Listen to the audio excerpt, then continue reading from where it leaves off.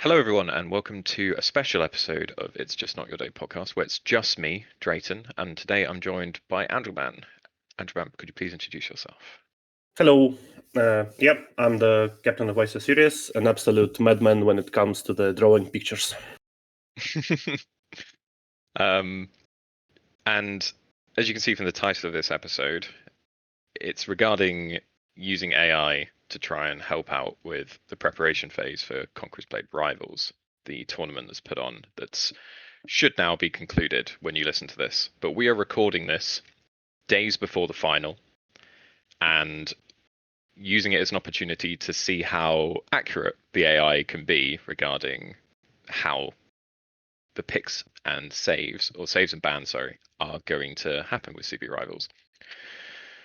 But before we get into that, I feel like it's also an opportunity to talk with Andrulban, the captain of Why So Serious, a team I'm also part of, for clarity, to kind of track their progression over the last couple of months, and particularly Season 4 of Conqueror's Blade Rivals, where when we were chatting before we started recording, Andrulban described Why So Serious as probably a B- or B team ahead of the season, and how they've risen to be extremely competitive, taking games off everyone quite consistently, and now the go-to team to scrim against. So yeah, let's kick it off. Andrulban, you took over captaincy just before the start of the season. Could you tell the story around that, please? Yeah, sure. So basically, it was the end of season 16 in game, and we were preparing for the CBR Rival season 4 with Greze in charge of the WSS series. But then it was some unexpected delay in the start of the CBR season. So Greze convinced me to go and play WoW.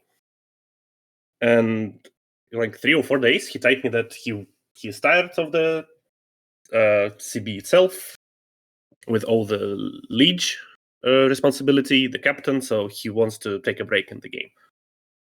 And at this moment, I decided that I want to step forward and become the captain of WSS Series if the guys in the team is okay with it. So I'll ask you a quick question regarding that. Was it as much work as you thought it was going to be? It is. It is as much work. It is. I mean, Greze once described it as it's a second work, maybe even his main job. And I was laughing, giggling at him, like, yeah, come on, like the main job, the real life job is obviously taking more time. But now I doubt myself.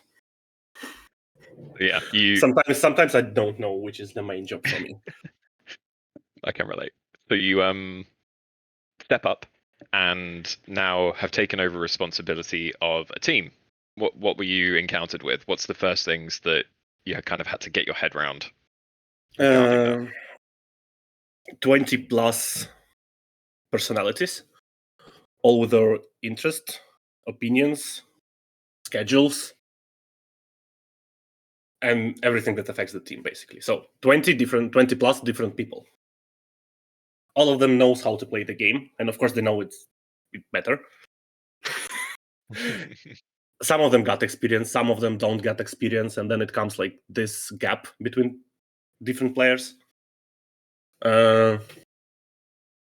I don't know, let's say, as an example, let's take Spencer. Extremely experienced player, the captain himself in the past, so he's got a lot of knowledge, right? Then we got newcomers who got absolute zero experience in the competitive scene, at least. So their view of the game is different, and the idea to mix these people together and make them work together, and convince that all of them that I know how to do stuff, which is tricky. That's always a challenge as well, because you're a new captain. Yeah, but because that's the thing, I was never a raid lead, a shot caller, or ever, so people don't know how I do it. So this was your first experience of shot calling as well? As well, yeah, at all. I mean, I called like one group in the raid, maybe once or twice, when like the group of 5 people was sent somewhere for some village fight, like 10 seasons ago, and that's it. Yeah, very, very different to a competitive scene, particularly where there's no overview. You are in the game fighting. It's not only about it, to be honest. It's about my personality as well, because even in the team before, I was known as a silent guy. Really? So I was just silently sitting and just playing, giving some info here and there. So like, I see Cocos, I ping Cocos, and I mute myself. And like in 10 minutes, I can say again, like, I see Cocos, I see Flamers, I ping them, and I go silent again. Given the fact I've played with you now for a while, I would never have guessed that. You've changed a lot in the last couple of months then. So yeah, that we can talk about like the adjusting to the shot calling style and actually like becoming the most vocal person on the team. But the other parts of the responsibilities of a captain are mostly preparation, wouldn't you say? It is preparations, yes. And it includes, I mean, you can say preparations and that someone can think like, okay, I understand what it is, but there's a lot, much more stuff behind this word, for me at least. Tell me about it. Okay, so mainly when you hear preparation, what comes in your mind? So like setup, right? Then maybe the strat. But then it comes to if you go to the details, I mean, the guys who's a lot of competitive experience knows it. Then it comes to the chemistry between players. As an example, we got two shallow guys in the team, shallow Viking, shallow Bert. If I'm using them, preferably I use them together, right? Because they're playing a lot.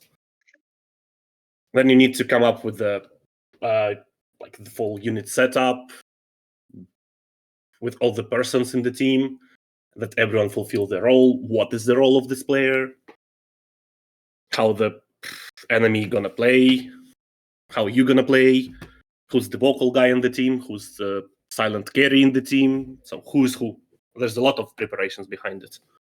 At least this is for me. It's a bit more complicated than it turns out at first.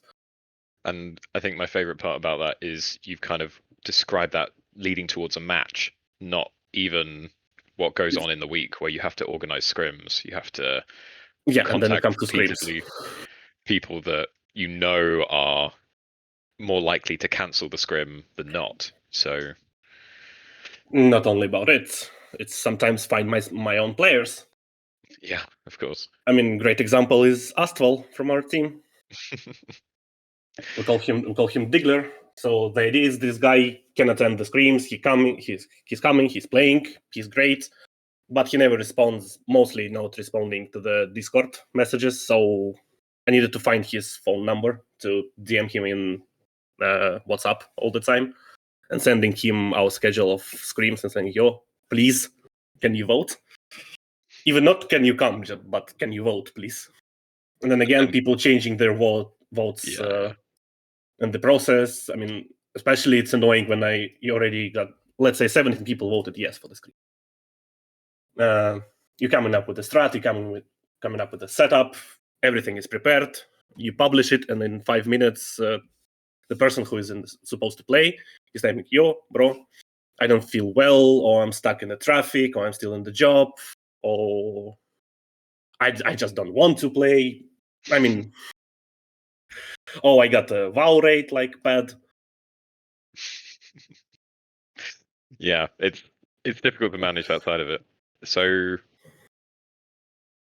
would you say that you've enjoyed being captain overall? In the end, yes. In the end, yes. In the end, but in the process, it was not as fun. I mean, because okay, we're comparing for the real life job, right? For the real life job, I'm getting paid for. Here, I'm only getting like positive emotions. 200 in-game sovereigns, right? Oh yeah, this as well, of course. But mostly, what I gain from it is emotions, positive and good emotions. This is my payment for it. Yeah. But in the end, in the process, it's mixed feelings. I'm gonna probably trigger an entire subgroup of Conquest Blade players here, but I'm going to say Journey before Destination. So I remember Gerza mentioned that the winning, almost the worst thing for his enjoyment of the game was winning the season, because he'd then done it. It had been something they'd been working towards, playing really hard for, and then they won the season on EU2. And what's next? What do you do next? In his kind of mind, he'd done it. So then, I guess turning towards the competitive side of tournament play is something that he'd not yet achieved. So he can move that way. The journey is such a big part, but the destination is something you always try and like keep an eye on. But once you've got there, it's always nice to have something to do afterwards. I mean, do it again. Yeah, for some people that's great. Like, and we know that a lot of teams. Let's take No Beaches. Let's take Plebs. They like to keep proving that they're winning. We can take Eden and Origin from EU1. They didn't rest on their laurels because they won once. They wanted to win again and again and again, and they did what was necessary, and they worked hard to get there. So there's definitely those kind of people around, as well as the people that crave the novelty and crave something new. Let's bring it back to Why So Serious playing in CB Rivals Season 4, though. Sure. You took over the team, and what were you facing? What was the kind of like, you had probably not even a schedule of matches. You didn't know who your first opponents were, but you've taken over the team, and what was the first things you were faced with, challenges wise, and tell me the story about that, please. Okay, so the first challenge, the first immediate challenge was the Grezza Legacy, which is no beaches every week. Because it was my second day of being captain, and I got already Scream against no beaches scheduled. Which is not fun. How did it go? Oh, we lost. Okay. It was a slaughter. The problem, okay, the main first problem, I mean, jokes aside, the first problem was to complete the roster. Because obviously, like, Grezza is charismatic leader for a long time, a lot of people in the team because he invited them, right? So the question was, who will stay? Who will leave? Who will be less active? The people will stay, but will be less active since it's new captain and they don't feel it. And so the main problem was to get a team. So, like, let's say 25 players, right? To have the main team, the reserves, and some competition inside the team is always also good. So that was the main problem. And it comes up with the problem of my personality as well in this community, because I'm completely unknown to majority of community. Because let's say before we started to play together in one house, did you even know me? I knew you from the It's Just Not Your Day tournament, I think. That's probably where the first time I saw you.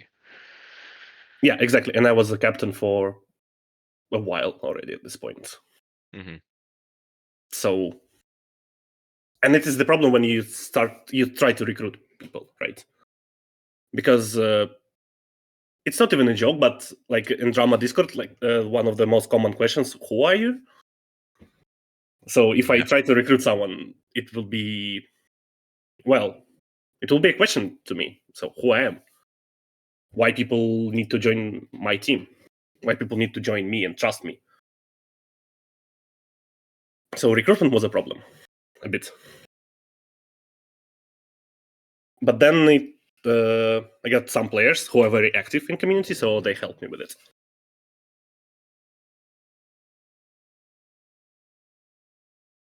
Because actually, a lot of people wants to play in the CBR teams. A lot of people want to play competitive. It's just about finding them and giving them a chance to play. Because let's say we got Shallow Viking in the team. He brought Shallow Bert with him. And both of them are playing in the team. Both of them really cool guys and nice players. Worts, who is retired from the team for now, but he brought Atomic TBM because those guys were playing rankings together, and TBM brought Jan with him. And Jan is an absolute beast, as you can see in every scoreboard after the match. Yep, he is. So this is how the team was formed. And again, Fouls brought Fouls. Oh my god, we'll get to Fouls. Fouls brought Akabak. I guess so. He's former Audience Legion player. Yeah, played since the start of CB Rivals with Odin's, I think. Yep. So he brought Akabak, and basically this is how the team was forming. I brought Kesher, the guy from the Russian guy. There was a Russian team, Monolith.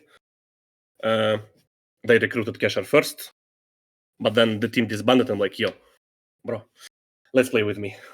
I got a spot for you. Pat brought Dudu guy. So this is how the team was forming. This is how this problem was solved. It wasn't even me solving this problem. It was other guys. I mean, yeah, there's no team or no successful team, I think, is really one person alone.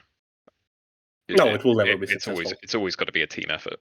And I know, let's take examples from other teams like Surf Slayers. They would have extremely long debrief sessions where everyone's input was kind of looked into, and then people would throw ideas in, they discuss it, they'd say, yep, let's try this, nope, we won't try that. How do we counter when our opponents do this? Let's go and watch some Asian CBL and see how they do it, and see if we can replicate it, see what works for them, see what works for us. So the team is such a big aspect of it. And for anybody thinking about being a captain, one of the things I will immediately say is you need people around you to help. You cannot do everything. You cannot fill every role as one person. Nope, you can't. There's just not enough time in the day or enough time in a match in the hour beforehand to do it all. You need resources and you need people to help you. Oh, that's sure. I mean, and again, the feedback you just mentioned. So after the games, so watching replays and everything. This is also because we got a feedback channel, right? Team Discord, and people typing there, and it's like 10 of them typing after the training or after the actual game, and you need to read it through all of it, and that's a lot of ideas, which is cool because people got ideas, and this is annoying because you need to pick one of the ideas or two of the ideas, but you need to read through all of them to find something cool. Because let's be honest, sometimes ideas are complete garbage.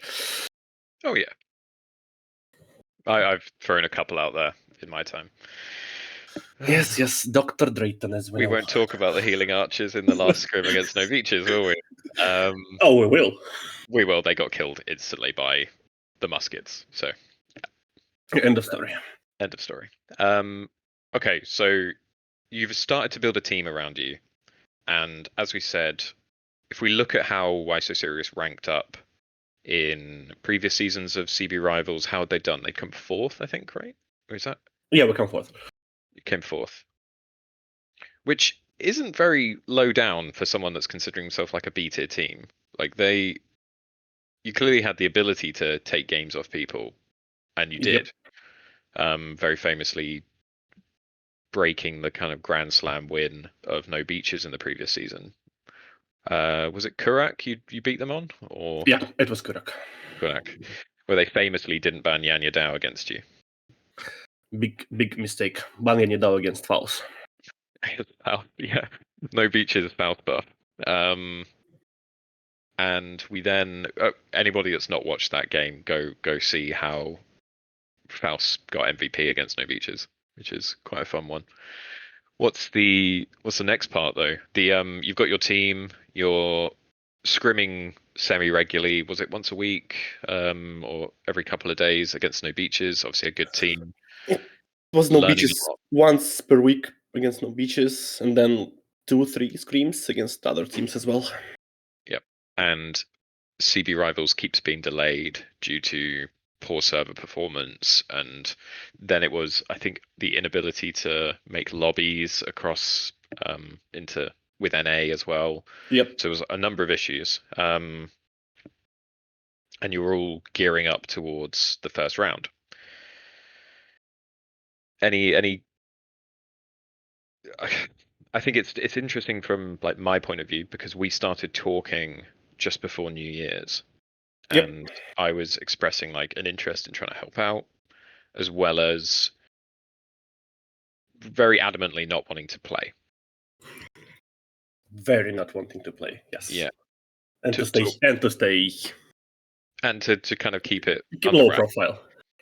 I was umming and ahhing. This is me personally. I was umming and ahhing about whether or not I wanted to do casting or help with organization, and I knew involvement in a team limits what I can. So was I going to try and be a little bit sneaky and say, right, I'll cast the games and be part of the team? No, I didn't really like that. I ended up doing emergency cover on one of the games later on in the season. I think it was on White Elk Fort, where the Why So Serious game just happened to have no casters on it. And it was a pretty fun game. I think it was 1-1 against It was Lanfair. Against Lanfair, who are a very chaotic fun team to play against and watch. So we'll get into that in the preparation and how that game went in a bit.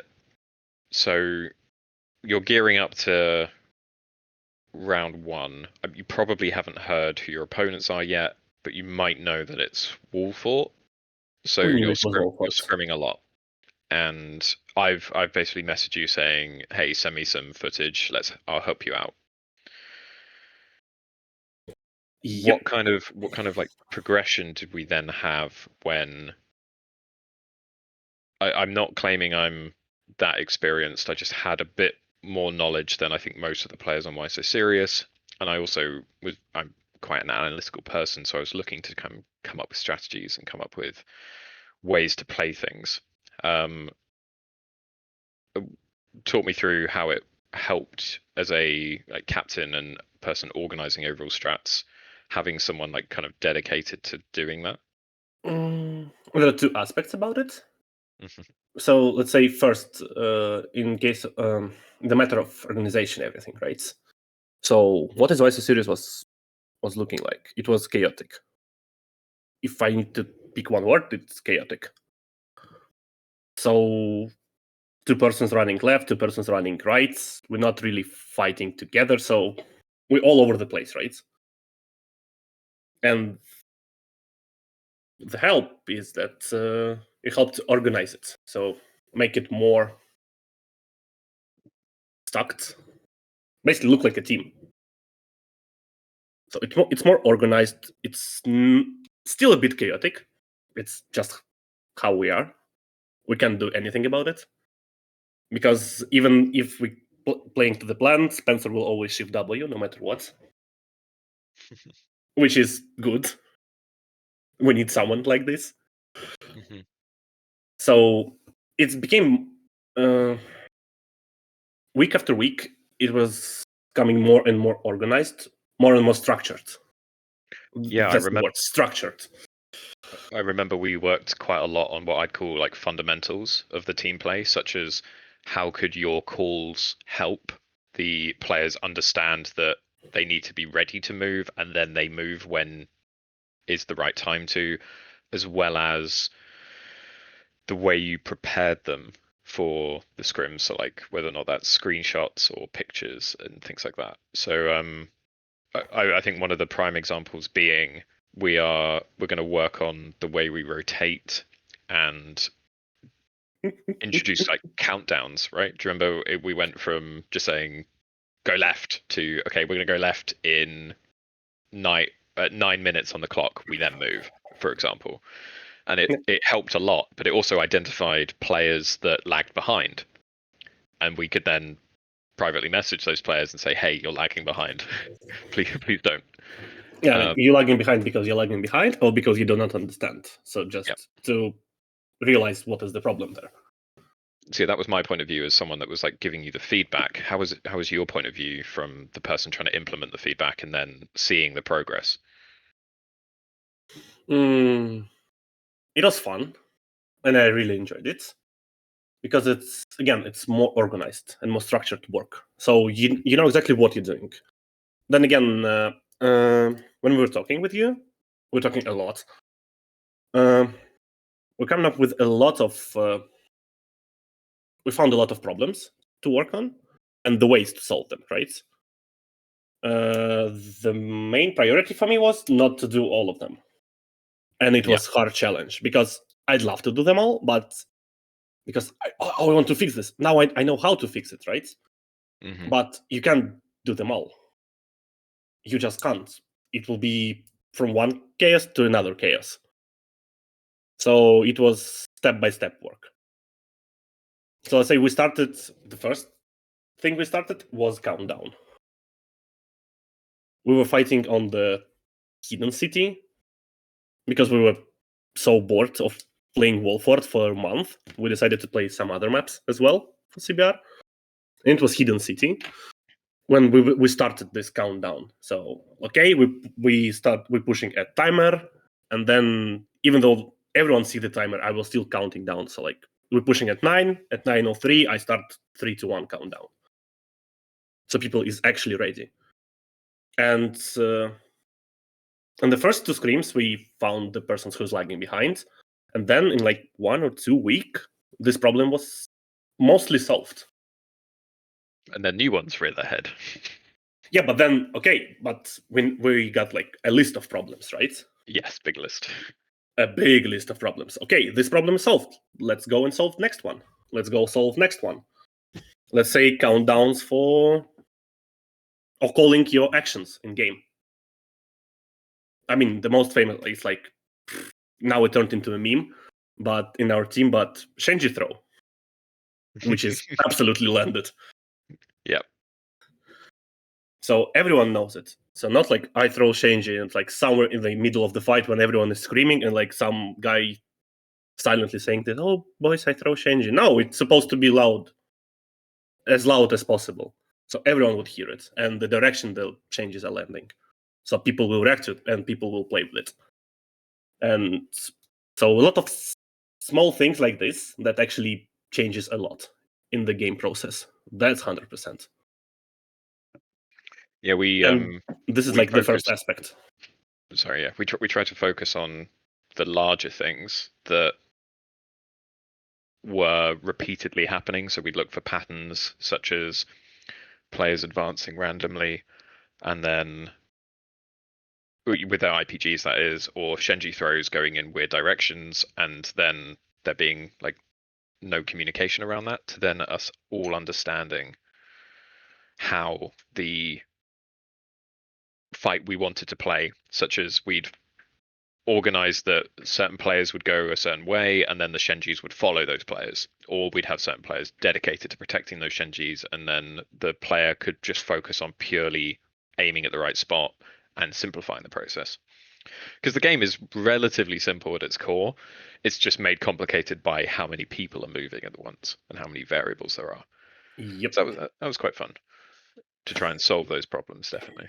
And this is like the first aspect how I look at this, at our cooperation with you. And the second part of it is like my personal perspective. My point of view is every captain needs someone to ask a question, to be asked by someone. And basically, and especially in the beginning when we were talking a lot about strats, and now when we're talking about strats after the screams, about the details, how we can fix something, how we can change something, basically you almost become my what if man. Mm-hmm.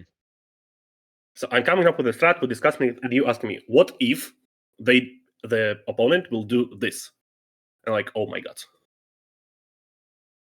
This I have no, and then I have no answer for this. At least I had no answer for this. And first, it helps to prepare for the games, whether it's training or actual game, and then it also like good brain training. Mm-hmm. So something I'm not prepared for, and how I improvise. Yeah, think... not under pressure, but under pressure is something different, and we will come to this when we go for semifinals. And I think one of the major what ifs that we worked really hard to overcome is the what if they ban X? What if they ban Imperial Spearguard? What if they ban Shenji? What if we can't save a key unit to the strat we've prepared? Yep. And that leads me on very, very nicely to one of the ways I tried to solve this, which is by trying to create something that could predict the picks and bans that would occur. So picks and bans is a League of Legends term, and I keep slipping into it, but it's bans and saves in Conqueror's Blade. The bans and saves that occur prior to a game, where you've got like to talk the people through the like saves and bans process prior to a match, if you would. You know more about it than me for the CBR games. Oof. So you want me to describe the whole process of it? Really, really quickly. Not crazy amounts of detail, just a quick summary. Okay, I mean, so we're just going for picks and bans. Or saves and bans, if you want. So basically, we ban 2 units, opponent ban 2 units, each of us save 1 unit. And it can be dictated by basically what I want to do. I want to play a lot of Cav. Most likely, I'm going to ban a anti-Cav, right? So my cavalry will feel free. As an example. And also the order in which the saves and bans are done is dictated by like a random roll. It is random roll before each game, yes. I mean, in Screams, we try to... okay, let's put like Match and Dunkel as an examples, right? So let's say yesterday Dunkel was doing the bans first. Tonight I will be doing the bans first. So we just change the order of it. So we know how to do it both ways. If we lose the roll or we win the roll in actual game. So we're ready for both scenarios. Because as we'll discuss later, it actually means a lot. It does. Well, we found it meant a lot. So I asked you if you could get me every single scrim, pick and ban, or ban and save that you had for the last couple of months. I didn't want to go too old. Like there was no point going into like season 3 of CB Rivals because the meta was so different. It was all Crescent Monks and Fort Braccio then. And it's not only that. Yeah, there's also like major meta changes, and this is one of the restrictions with what I will caveat. Yeah, and not only that, actually. There's one more aspect to it. Oh? Persons. People, yeah. People are different as well. Because me and Gareze, it's the same team, but we're doing bans different.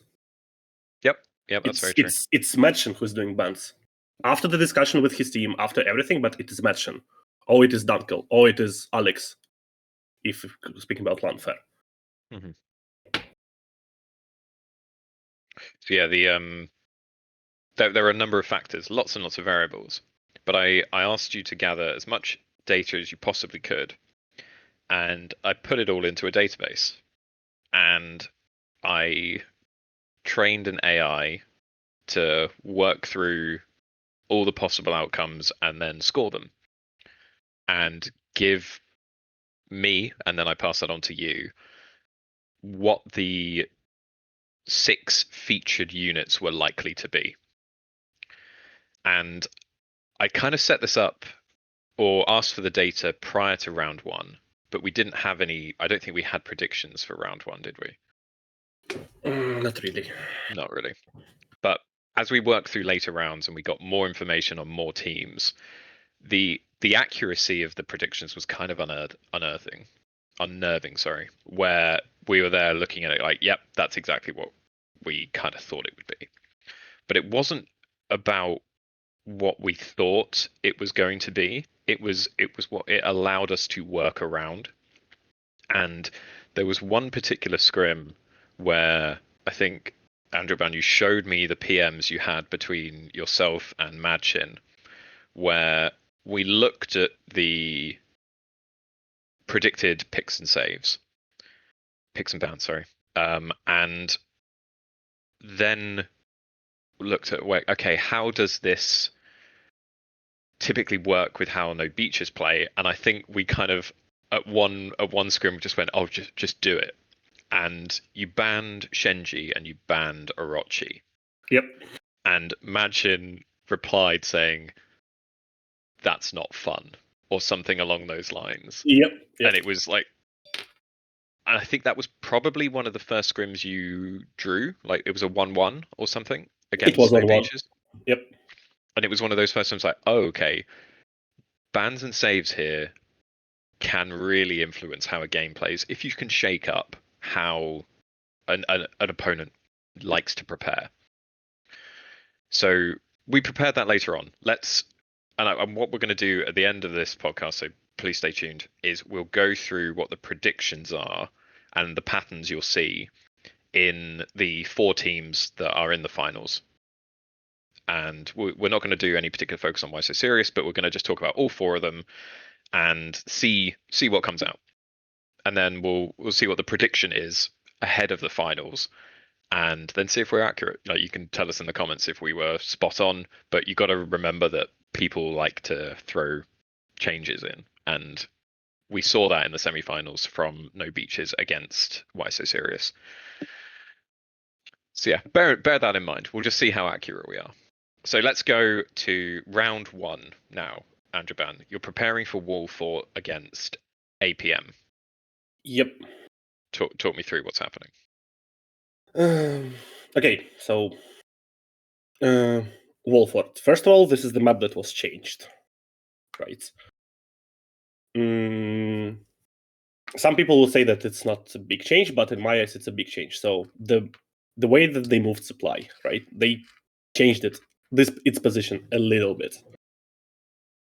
So it makes a lot of difference. So you cannot actually look at the past games and the past experience, right? It's new gameplay, new strats for it. Some of the strats are not working anymore. And then we were struggling with attack and the defense, both of them, to be honest. Because our approach for it was wrong. And here comes our conversations about where do you want to fight? And this is the beginning of the story of pictures. Because basically, the main idea, I will not put the positions where and how we want to fight, right? But like in general, there are certain positions in this map our team wants to fight for specific reasons. Because let's say we have an advantage there. At least we think so. Yeah, let me put it this way. At least we think so. And then there's certain positions we do not want to fight because we think it is disadvantage for us. And this was the main struggle there. So to identify these areas, which was hard. Not gonna lie. It was hard. And then we got some crazy ideas how to build up a confidence in the team as well in the beginning of the defense, let's say. And you know this, our special preparations for death matches in the beginning. Mm-hmm. So we were coming with a lot of ideas. So basically, we got a lot of ideas, very different ideas. Some of them can never work together because they just opposites of one another, right? So we need to come up with something. And for defense, let's be honest, we stole other team defense system. We changed it a bit. But basically, it was stolen and adapted for our team, which is, I think, absolutely fine in this game. I mean, like, why not? You see something that is working, can you do it? The exact way the other team is doing it? No, you can't. You're different players. But take it and adapt to yourself. It's absolutely fine, in my eyes. Particularly if you're a new team, like especially if you're a new captain and you have no idea what the hell is going on around you. Yeah, like I discussed about, we'll take the Surf Slayer example. in CBL, they defended Highland Fjord in a completely unique position where they had seen a Asian team attempt it, or as far as I'm aware anyway. They'd seen an Asian team attempt it and then thought, oh, we can do that better. And they then did such a unique strategy. I think everyone kind of banned that map against them because no one had come up with a counter to it in scrims or come up with anything that they could work around. And because it was such a unique one, no one wanted to play against them on that uniqueness. So yeah, the taking and adapting of strats is also the kind of acknowledging of we can't compete against that. We need to do something completely different is very, very valid. And yeah, it's not wrong at all. It's not wrong at all to take and adapt strats. If you try and directly copy something and you don't understand why that the team has done it in the first place, it almost always fails. So it always fails. I think we had another funny example in CBL where, and this came from Temple. He'd prepped his plan for plebs, and they had scrimmed against someone who was I apologize, I can't remember the team, but it was a team that had been struggling, and they had not won many games, or they were not doing particularly well in scrims. And this team tried to copy the plebs' defense strategy of defending A and B on Reginopolis, and they had missed a couple of things about like where you can place culverins and why you place them, so that the intention of like destroying towers, it wasn't executed properly, and it meant they got walked over.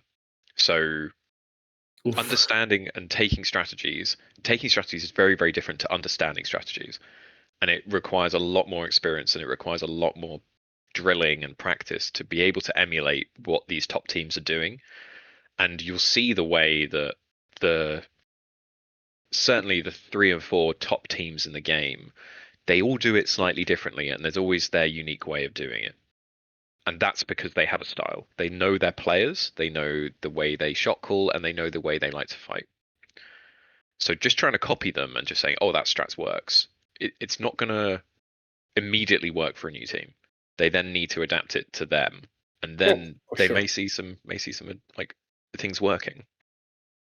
Like let's compare us to Nobiches. Let's say it's easier. Yeah. Let's say Nobiches got Amia, right? Dual blade player. WSS Series have no dual blade player, and Amia is definitely doing some. Basically, he's doing Amia job. He's doing his own thing. So I need my own Amia to do this. All the players that got the same understanding on knowledge of something, right? Of his position, of the whole picture, of everything. Let's start with the fact that I don't really have dual blade player. Maybe Nami, but Nami is playing everything and nothing at the same time. So I cannot copy it, obviously.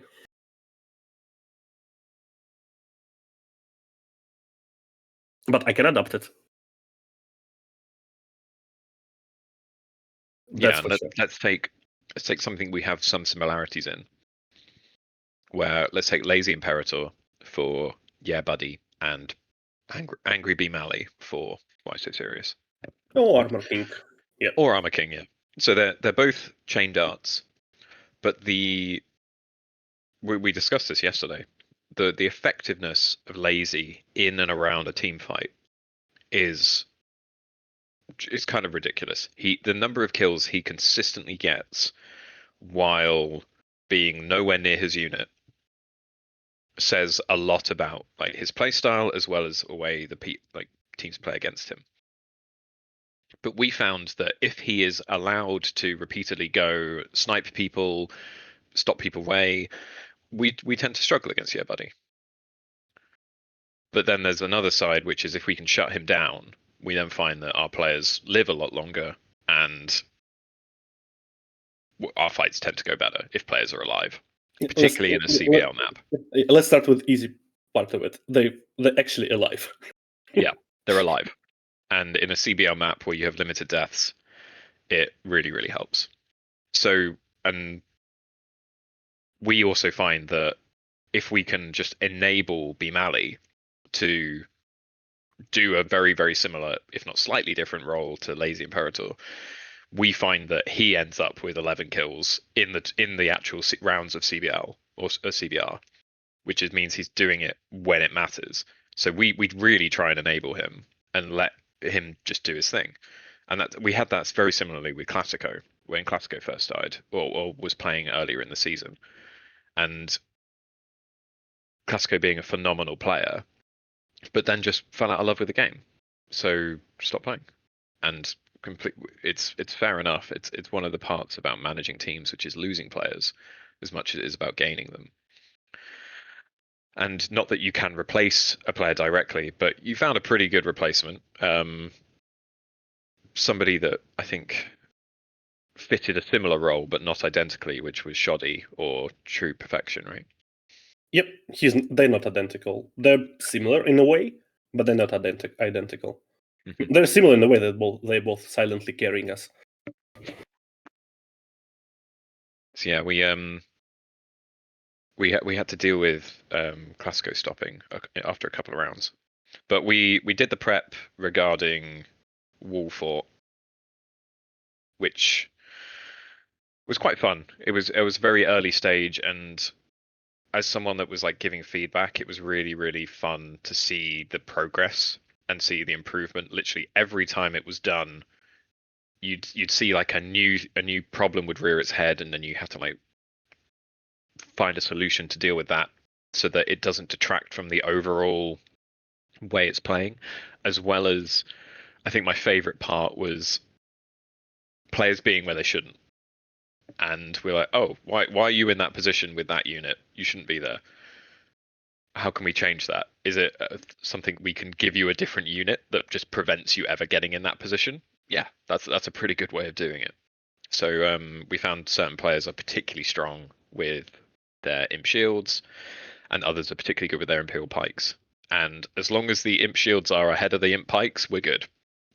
But if those imp pikes advance and then just get completely destroyed by range because they've got no shields, we had a problem. So we swapped players around, moved them to different positions, and the results were. And The results were nice. Yeah, how would you? The game was a 2-0. Like it was a 2-0 win, Yes, and one and only. yeah, it was the only 2-0. So yeah, and I remember you messaging me after just saying you didn't realize quite how stressed you were. Yep. Yeah, talk me through the kind of like emotional side of taking part in these games. Okay, so I mean the screams and all the preparations, all the trainings. It's like one side. I'm chill, right? Most of the time, because for me the screams is not about winning. It's about. I mean, if we win it, it's fine, of course. But for me, it's about learning stuff about opponents, learning stuff about my own team, our own problems, right? As you mentioned. So players out of position. This is the problem. How we solve it. People lagging behind. This is a problem. How we solve it. So for me, it was always about learning. And then the first game against APM, this is the actual competitive game. And absolutely new experience for me because now I'm responsible for the result, right? Because if some mistakes were made in preparation phase, this is my mistake. I cannot say and go, oh, it's good as a. I played my role, it's good as a mistake. No, it will be my mistake. It will be my mistake in preparations, in choosing players, in picking their units, picking their positions, assigning the roles, changing them inside the game, replacing one after another. Let's say we lose shields, who's going to be the second shield, who's going to be the third shield. So it was, and it still is. It's my responsibility, and I never had this in this game. I had a lot of responsibilities in life, but again, even though I'm familiar with it, I'm not familiar with it in particular situation, right? It's absolutely new experience. I played a decent amount of games in CBR in competitive, but I never shot called it. And this is my first experience as a shot caller on official competitive game, which is stressful, which is fine. And this is the first time I started screaming at people. especially on attack, and it worked.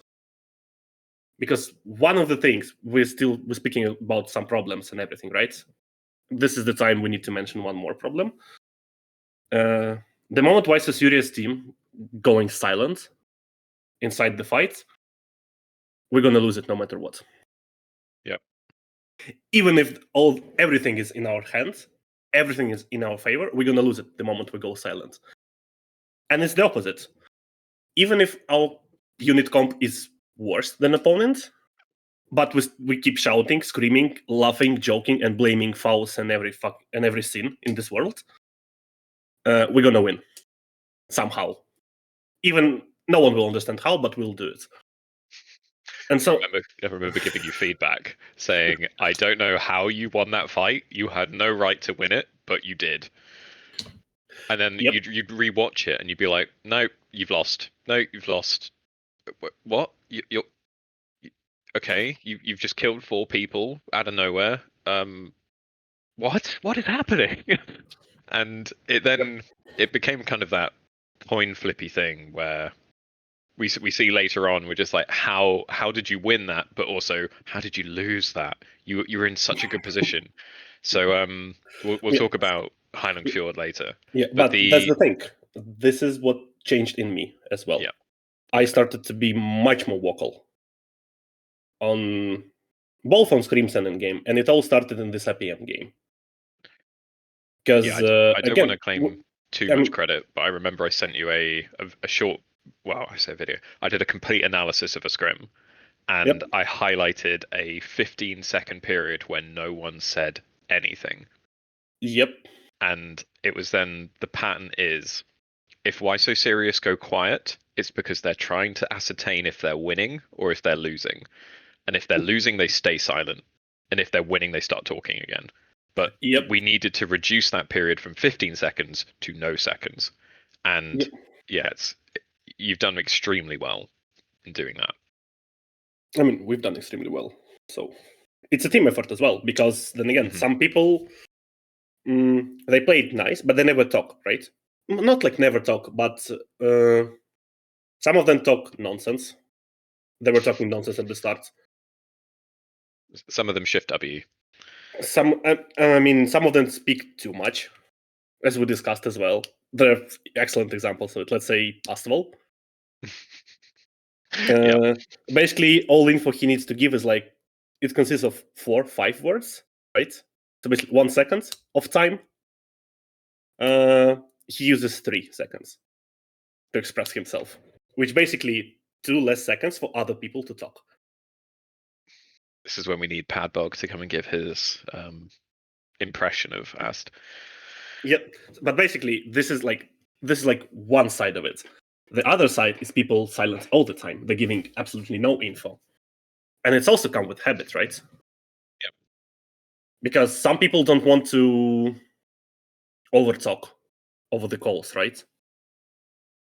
Because let's say it happened to him that he didn't hear the call because someone was talking alongside with me. Let's say I'm talking, I'm giving some info, giving some commands, and other person is talking. And the third player, he didn't hear my call. And that's why he lost it. So he deciding, okay, I will go more silent, so I will not interrupt the shot caller. Mm-hmm. Because it can happen, actually. But then... It can if you lose the information, yeah. Yeah, but then I lose information. I lose something. And it took people to basically fight about finding the balance between talking a lot and not talking. So talking the needed amount of information. Yep. It's like, I died. I don't really care why you died. I don't need the whole story how you died and how many, like, I just need to know to get info. Okay, I died. It's 5 of them. Yep. I don't need to know that you're an idiot who died in a wrong position. I know it already because you died. There used to be lots of people in Territory War will say like, "Oh, I've died on gate," and then that'll be all the information they give. But in Territory War, there's a lot of crossover skills between Territory War, which is probably the closest comparison compared to just regular sieges and tournament play. But If someone says, I've died on gate, they're coming through, that's a very different call to I've died on gate.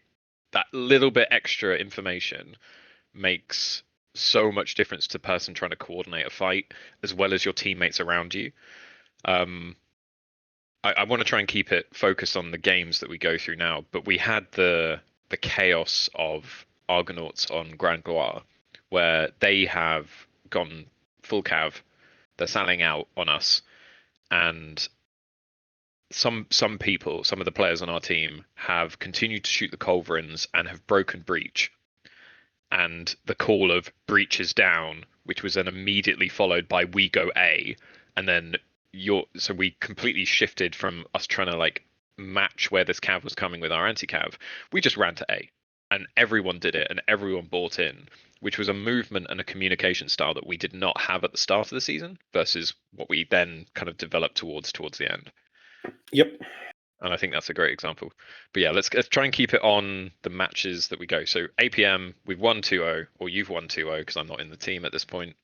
Oh, actually, the other thing that changed in the APM game, which was a interesting movement, interesting change, and will come with it in your AI as well. Falco. Yes. Yep. Because this was the game we actually played them, and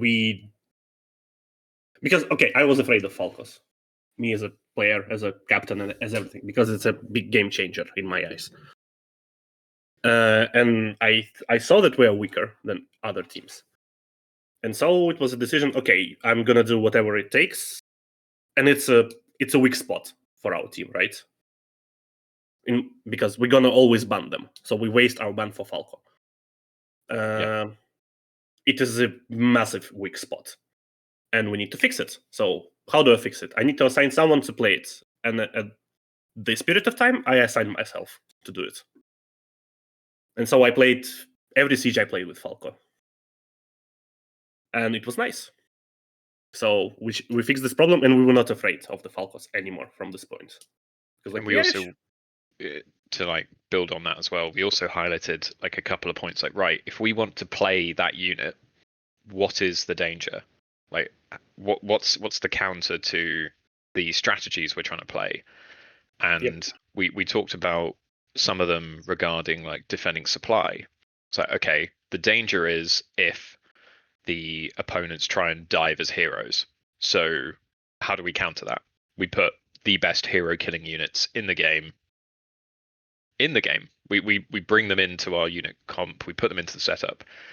Does anyone know how to play them in the team? And we got pretty much silence. So like, right, you're learning.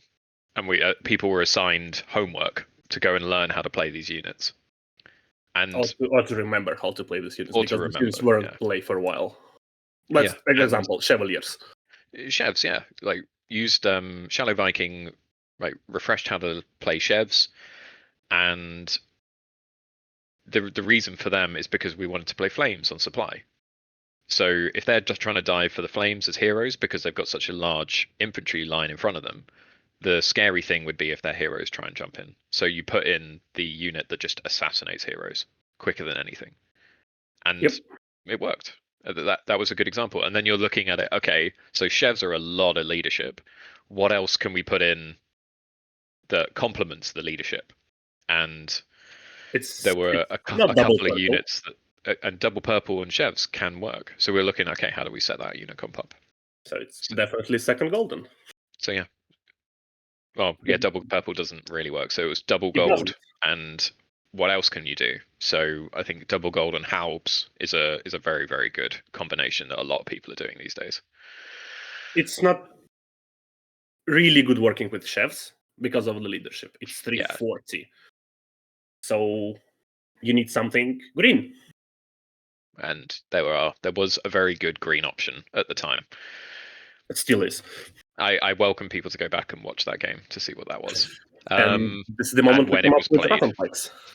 Yep. Oh, you gave it away. Okay. No, come on. It's nice. It was the Rattan Pikes, which then complement another part of the game ridiculously well, which was the deathmatch you wanted to do.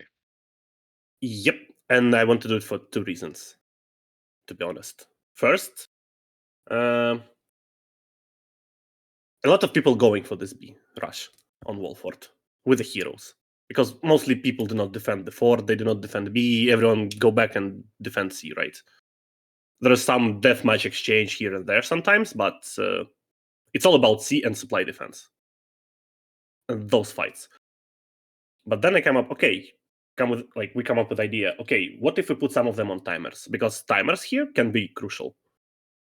So if it's not 15 players respawning at the same time outside the gates, what if it's only 7 of them? Or 9 of them? So basically, not main idea, not 15 people respawning at the same time and just smashing you with the second wave of attack. What if it's only half of them? So how do we do it? Okay, let's do a bait. Let's put Classico respawn on B. Let's pretend that he's an idiot that randomly respawn there, that he's made a mistake. People will chase him, and here comes the Rattan Pikes. And here comes our deathmatch, which is prepared.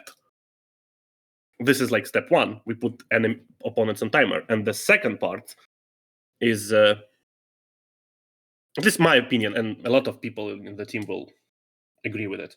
We're a team of no names, mostly, right? And the idea is to build the confidence that you can beat everyone.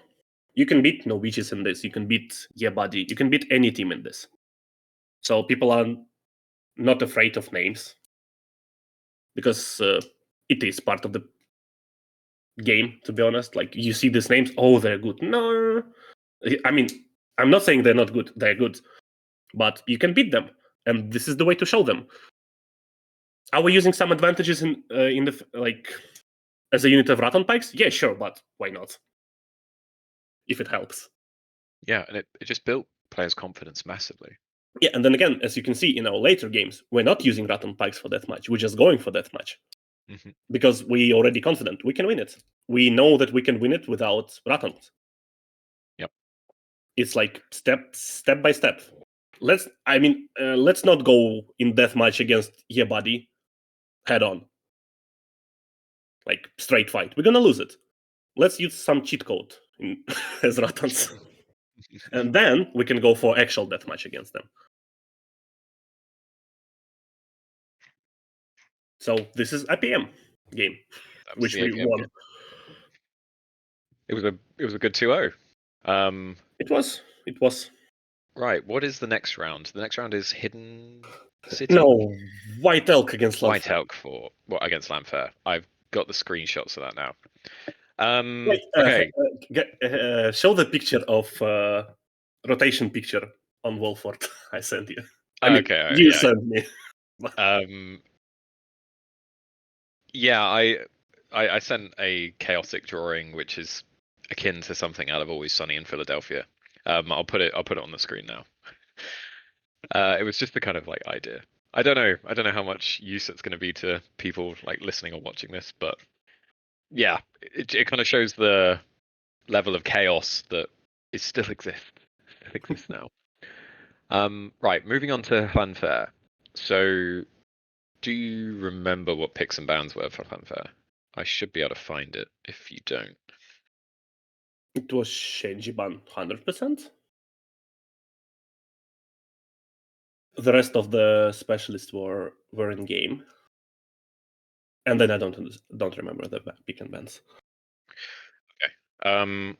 But it was another example of a successful attack. Do you remember we did a different strat, and I think this is the joy of White Elk Fort, where there's different strats that you can do constantly, and Yep.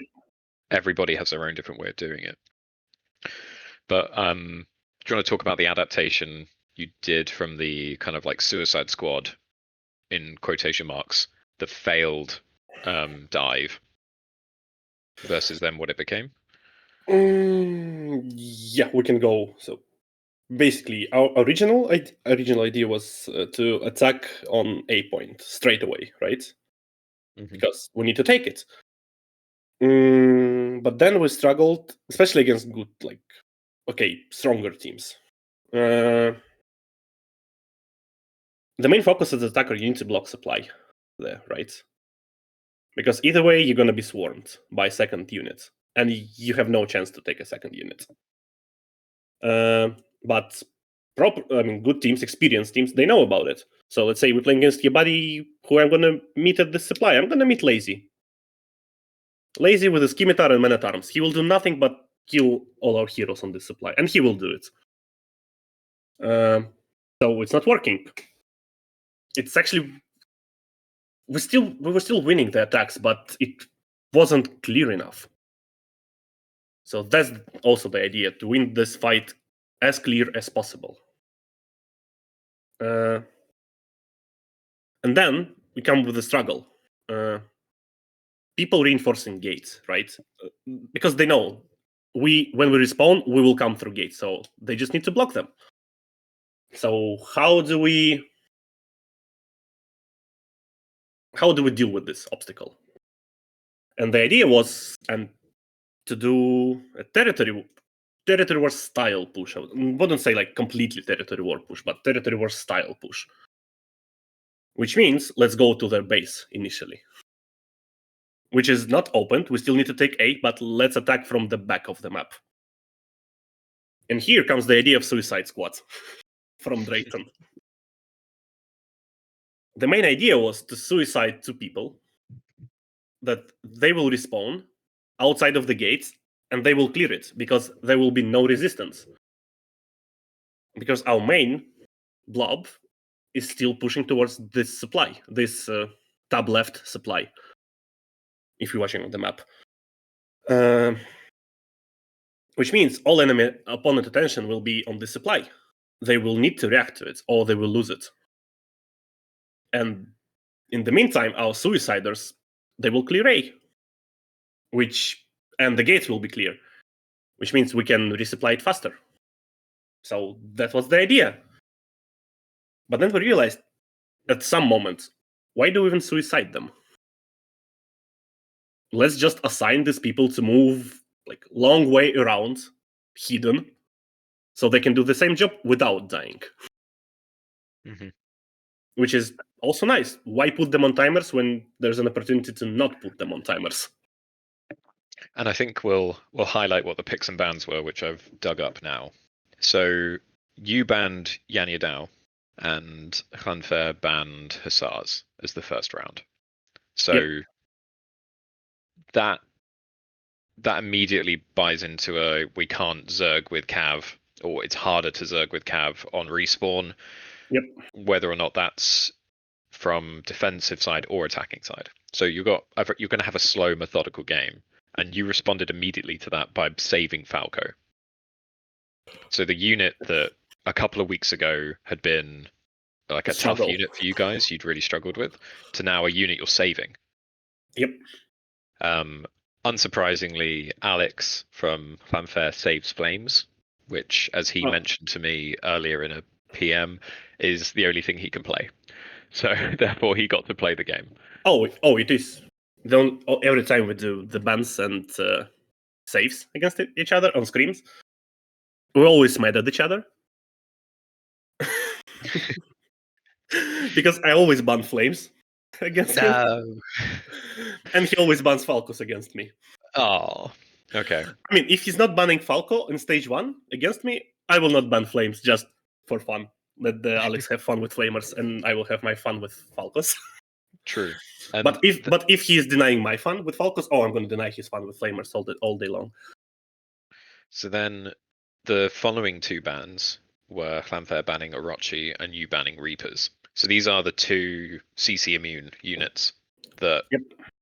So actually the 3 CC immune units at this stage, Yanya Dao, Orochi, Reapers, they've been taken out of the game. So the Flames look really effective at this stage. Oh, yeah.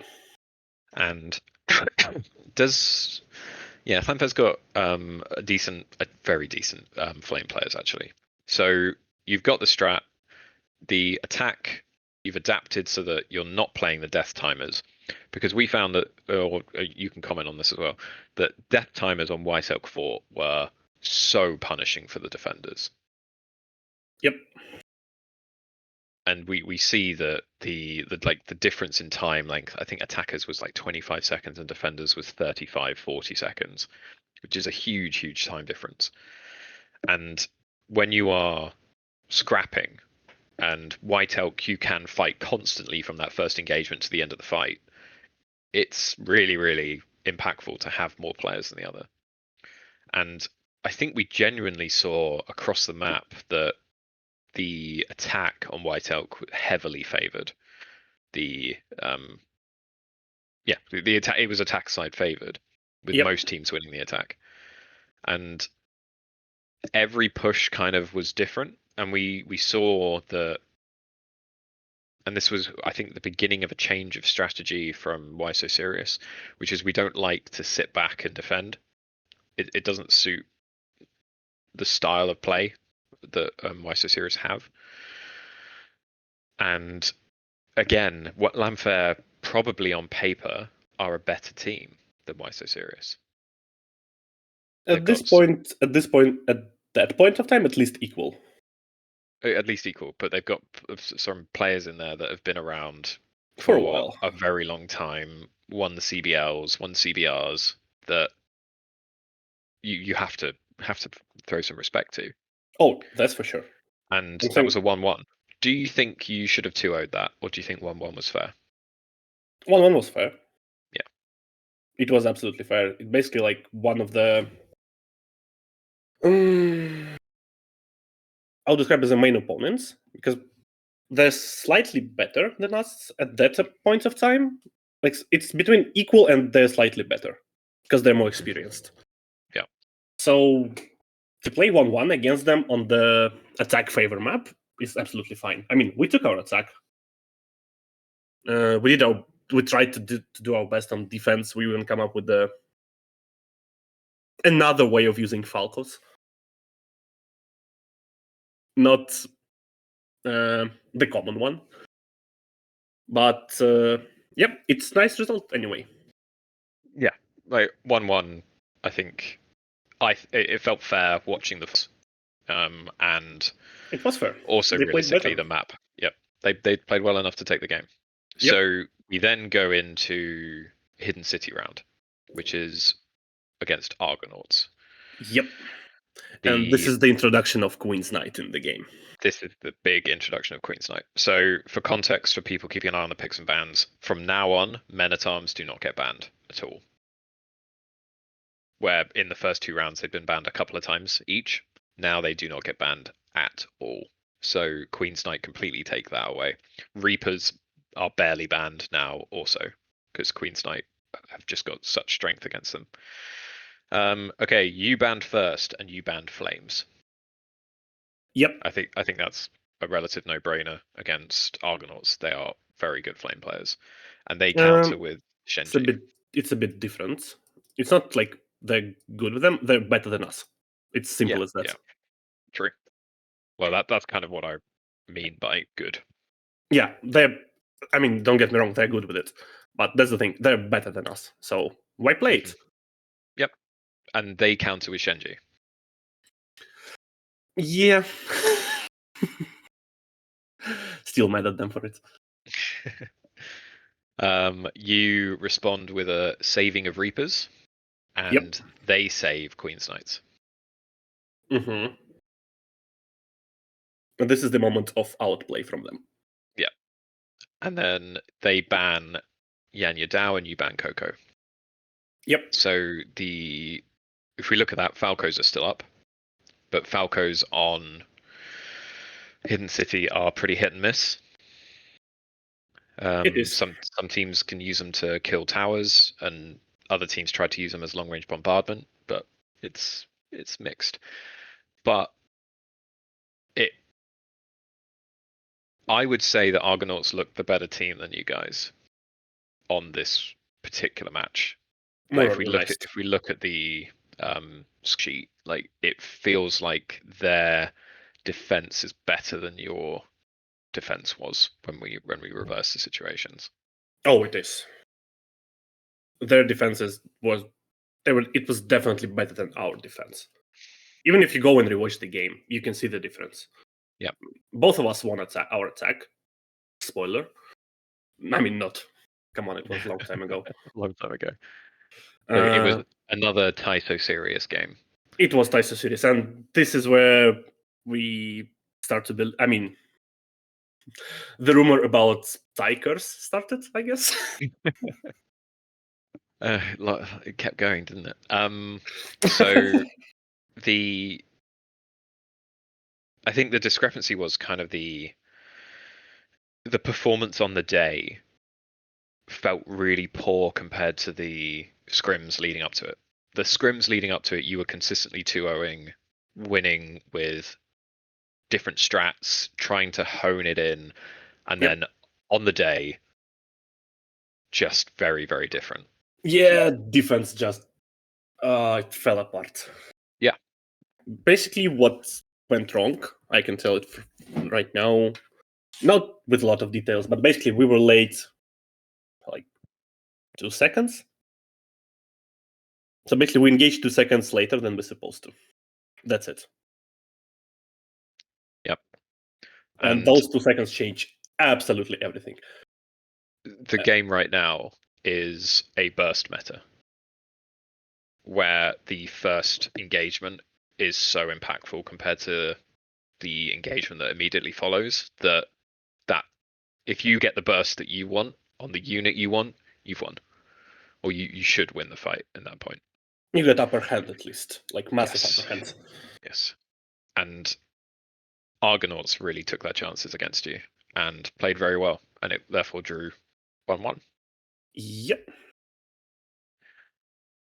Any other things that we want to comment about that round? I think it was just you didn't play like you scrimmed. We didn't. I mean, two things went really, really wrong. So first, and this is the implementation of me saying tab a lot of times. From it started there. First big mistake. We were late on the first engagement, and second, I was screaming spawn left, which I meant tab left. But as you know, as you're respawning, you're going left or right. So people describe everything different, right? Depends how they look as attackers, as defenders. A lot of our guys respawned on the opposite side. And basically what we got my Falcos frontlining near B point. And from this point, this is GG. Yep. And from this moment on, we start to use this tab stuff more and more. Yep. Now more and more we're describing as tab left, tab right. No matter either we're attacking or defending. Because it's easy. It's something common to everyone. Yep. This left and right thing. It infinitely confusing, right? I mean, come on, even in territory wars. I mean, it was not this season. This season we already adjusted all of us. But last season was hilarious. When it was a merge of two houses, Arcadia and Savage, we were describing left and right differently. And it was fun when Ragnar's calling go left and Arcadia guys going left and Savage guys going right. Oh god, it was terrible. It was fun. It was so bad. But we survived, and we are here to this day laughing at it. That's the point. That's the biggest feature. Yeah, the biggest feature. The next game was against Bandits. Now, this was a game where I think on paper you are now the better team. We went into that going, this is a very easily doable. Not that it's easy, but this should be a 2-0. I mean, this should be something. The way you were scrimming again, taking consistent games off everyone, as well as winning most of them. It looked like you had a really good setup for this. Yep. Do you remember what the picks and bans were? Would you like to tell you? You need to tell me. So you banned Flames. Please. I'm doing so many bans and saves every week. Okay. So you banned Flames. Oh, yeah, it's no brainer. Yep. They banned Falco. Mm-hmm. It's good. You then saved Imperial Pike Guard. They saved Imperial Spear Guard. Yep. And then the last one is they banned Yanyadao and you banned Koko's. Yep. I'm going to say one word to you, which is Rattan. I'm gonna say several words.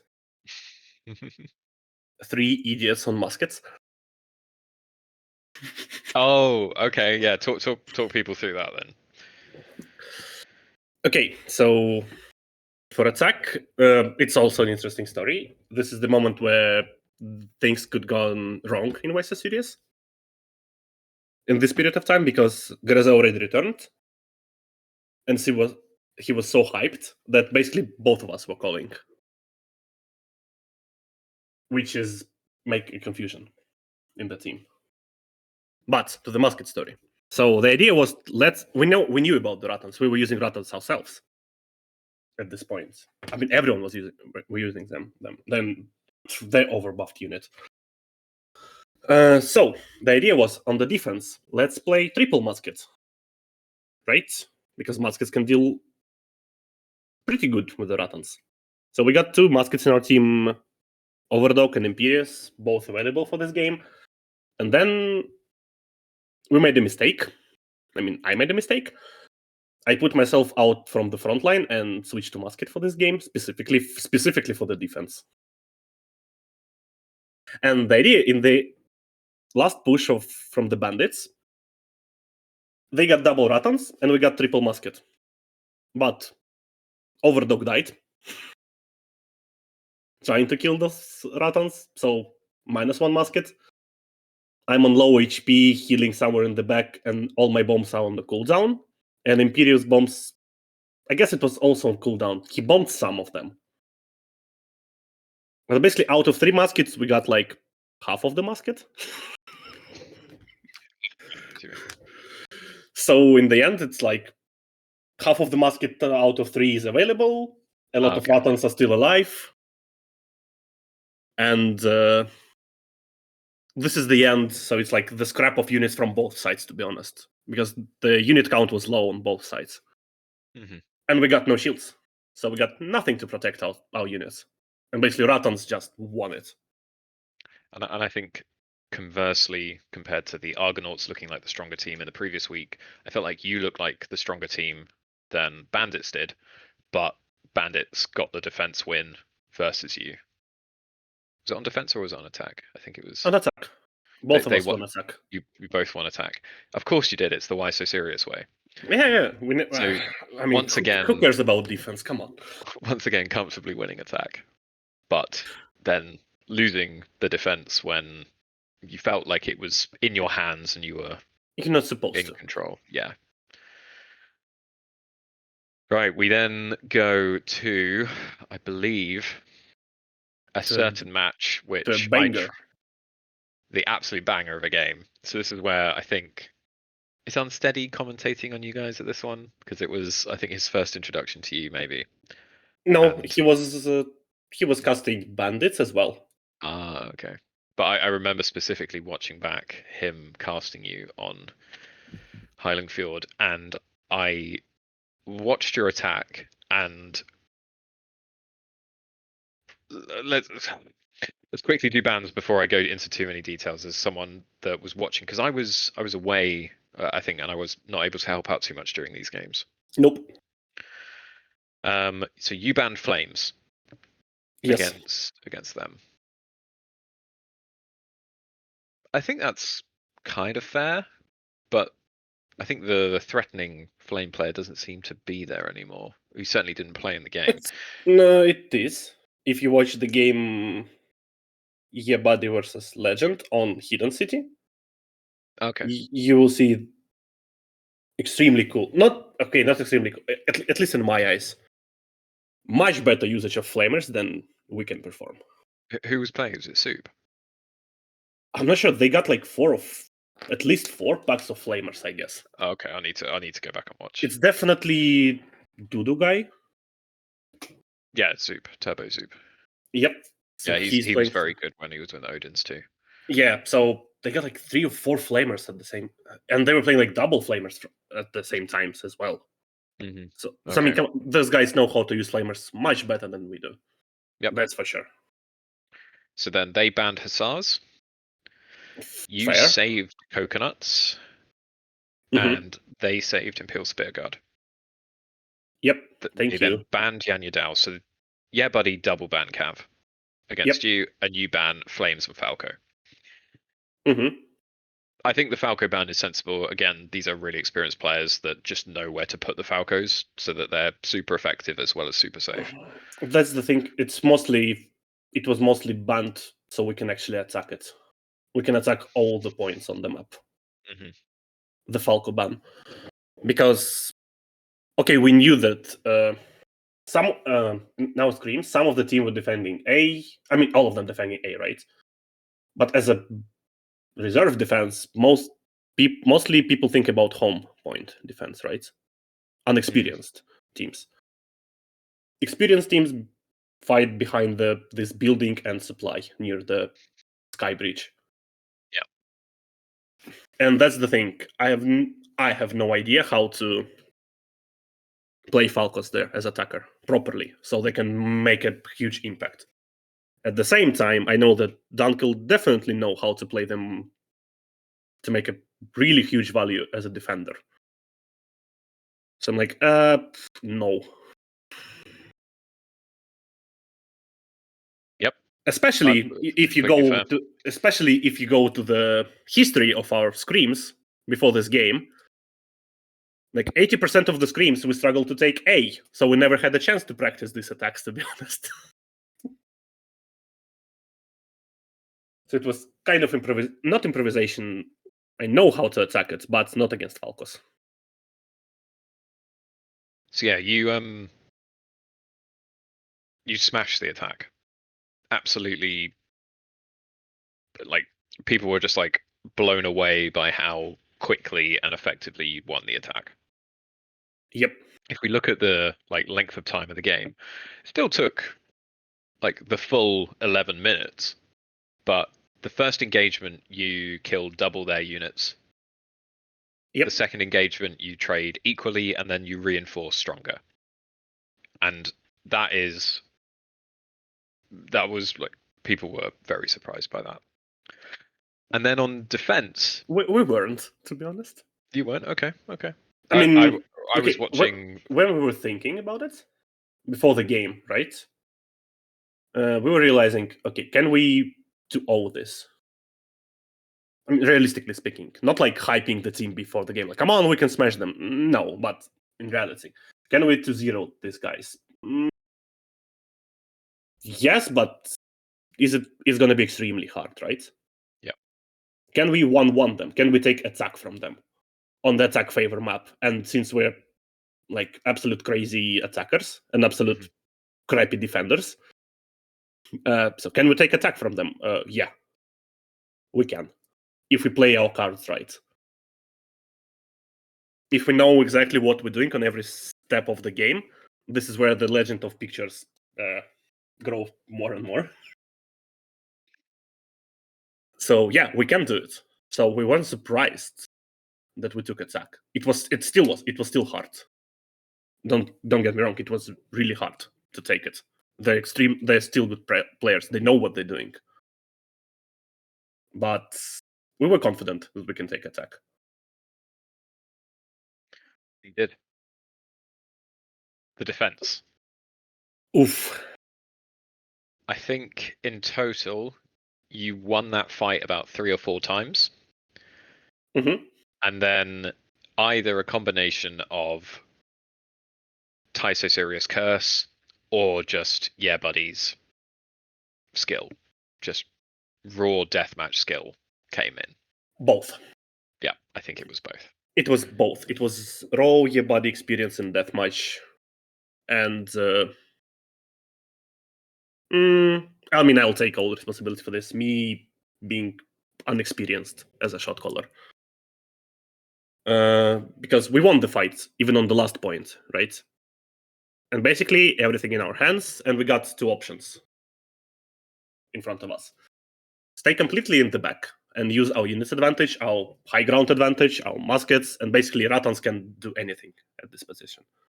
Or, option number 2, push them completely and win the fight while we'll still have the advantage.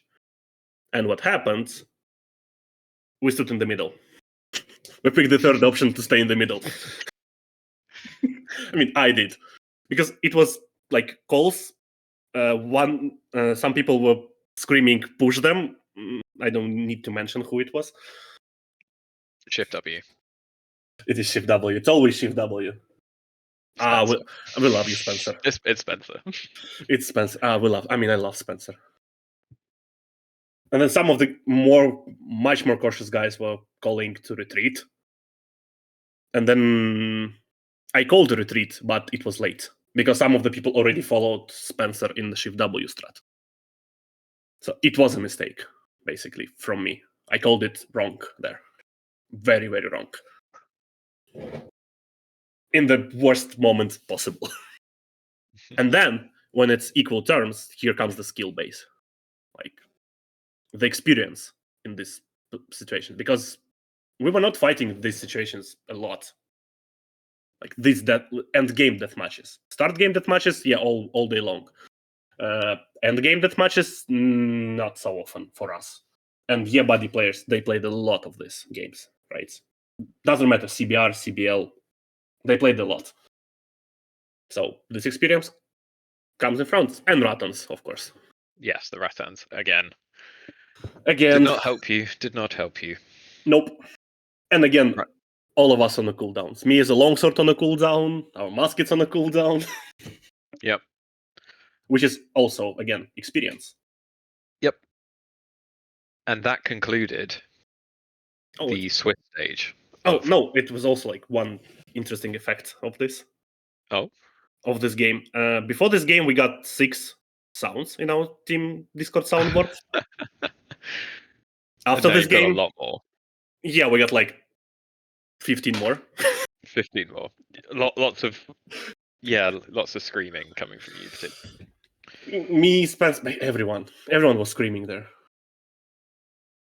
But yeah, I screamed my lungs out for this game. I mean, my neighbors were not really happy with me. Especially since it was last game of the day, so it was around like 21, 22 sets, I recall. Yeah, which is 1 a.m., 2 a.m. for you. Which is, for me, it's +2. Oh, okay. It's not that bad, but still, it's like night. Yeah. And people actually going to sleep because they need to go to the work tomorrow or to the school, whatever. Mm-hmm.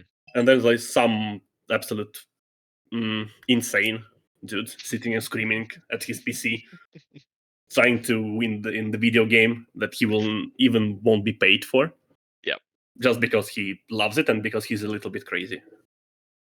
Don't belittle the achievement. Okay.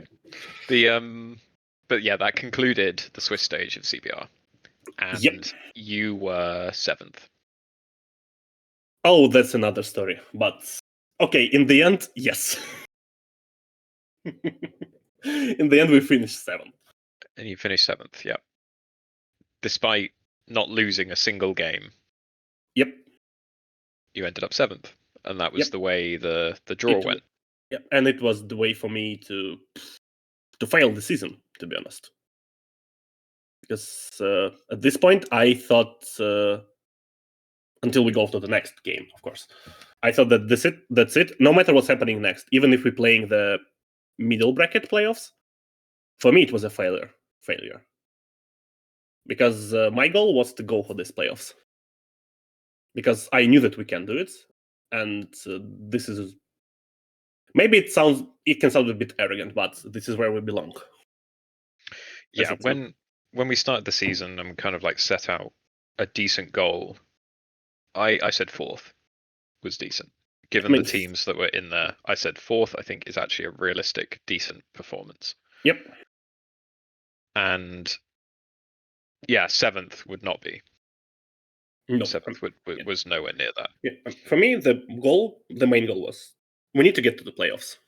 That's it. Like, this is like the minor, the objective we need to achieve. We must achieve.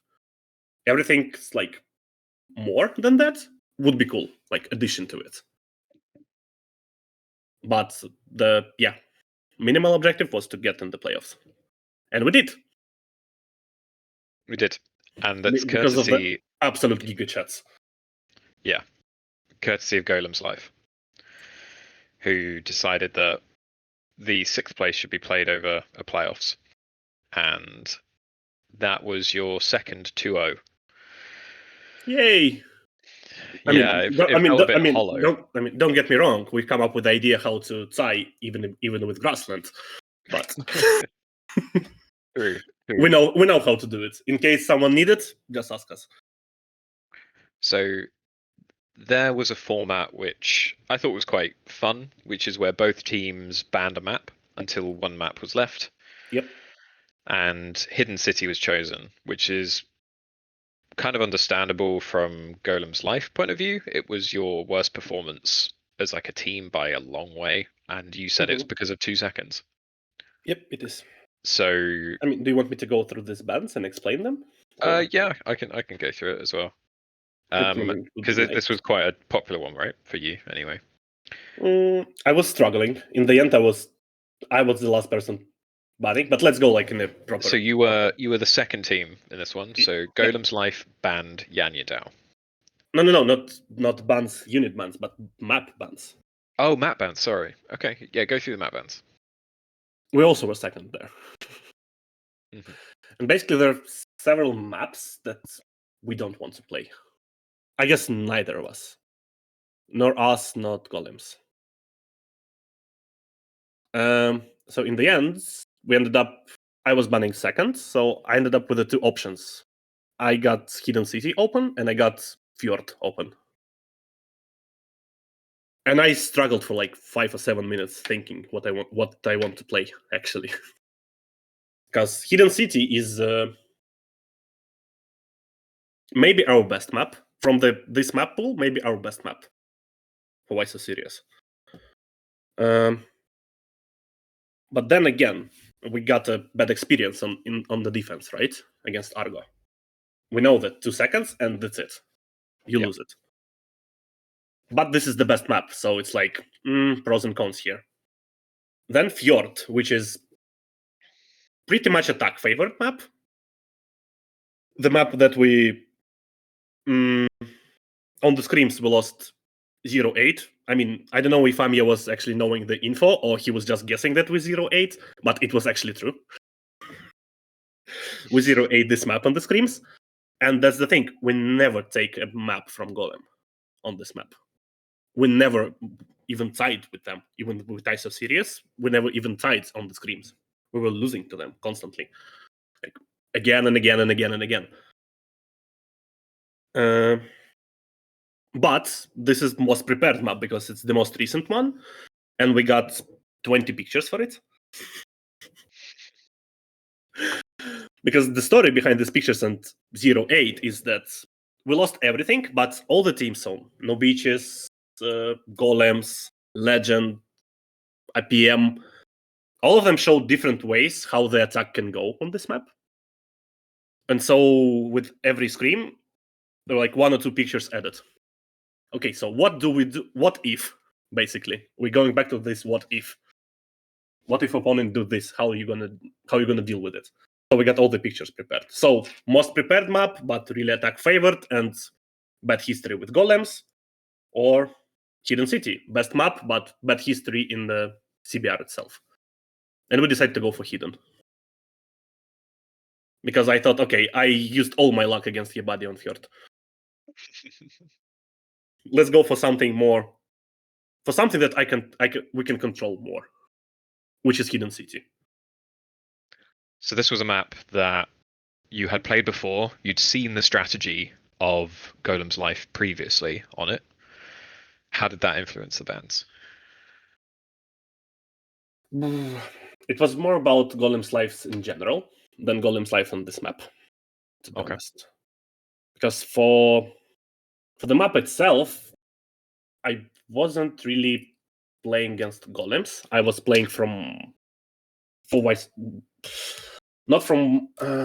from our strength. And I know that we can hold them, but we need to adjust to golems. And here comes the mindsets of how we approach things, the way we prepare for the games, including or not including AI, right? Yeah. So here comes the main question. Is there a unit that upon our opponents heavily rely on, and that is actually impactful because there are two dimensions in this. First, team can use units, but it won't be effective in their hands, right? So even it's a lot of these units in the game, there's no need to ban it or to avoid it somehow, to deal with it, right? Because it's not dangerous. So here comes the second dimension. If some team is using specific units a lot and it's really impactful, how to deal with it? Do we counterplay it or do we just ban it? So against golems, or as some of our current players call them, Imperial Pike terrorists, we find out by watching the replays, me, Graze, Drayton, we found out, okay, they use a lot of impikes and like a lot of impikes. So basically, like 15 players, mostly everyone will have like 3 units. Some of them may have 4, but basically 15 on 3, 45 units, right? In general, for the whole game. Golems were using from 12 to 15 impikes, which means they heavily rely on this unit, like a lot. And in our setups, we got less amounts of impikes. Less than 15, yeah. Definitely less than 10, mostly. So if I ban impikes, they would have to switch 15 units and to redo all their comps because their most valuable unit is banned. Will it affect us? Yes. Like 6 units out of 45. Can we replace it? Yes. It will be much easier. And then again, our impikes are not that impactful than Golem's Life impikes because, again, 15, and they actually rely on it, and they are really impactful. Our impikes are impactful, but we're not relying on them so heavily. So this was no-brainer ban against them. It was target ban. So yeah, they banned Yanya Dao, you banned IPG. Yeah. They saved Shenji, you banned. So you saved Coco. Mm-hmm. Then you banned Flames, and they responded as their final one, probably in response to the IPG ban. They banned Hussars. Yep, because this is where we need to start coming with the next phase, because this tiebreaker was played with Grassland included. Mm-hmm. So it will also affect if we're going for the decider game, right? These bans will be there as well. So of course they're banning Cavalry. Yep, and it's against Taiso Sirius, so we're expecting a 1-1. I mean, everyone was expecting 1-1. Yeah, the end result was 2-0 for YSO Sirius, which then allowed them into the playoffs.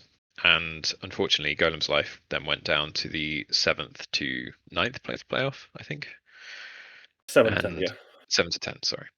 So you came out the other side of it, and you've had to be scrimming bull just for the sake of scrimming rather than scrimming the map you wanted to play, because everyone else has been playing Le Grand Goire, and you're there faced with a hidden city.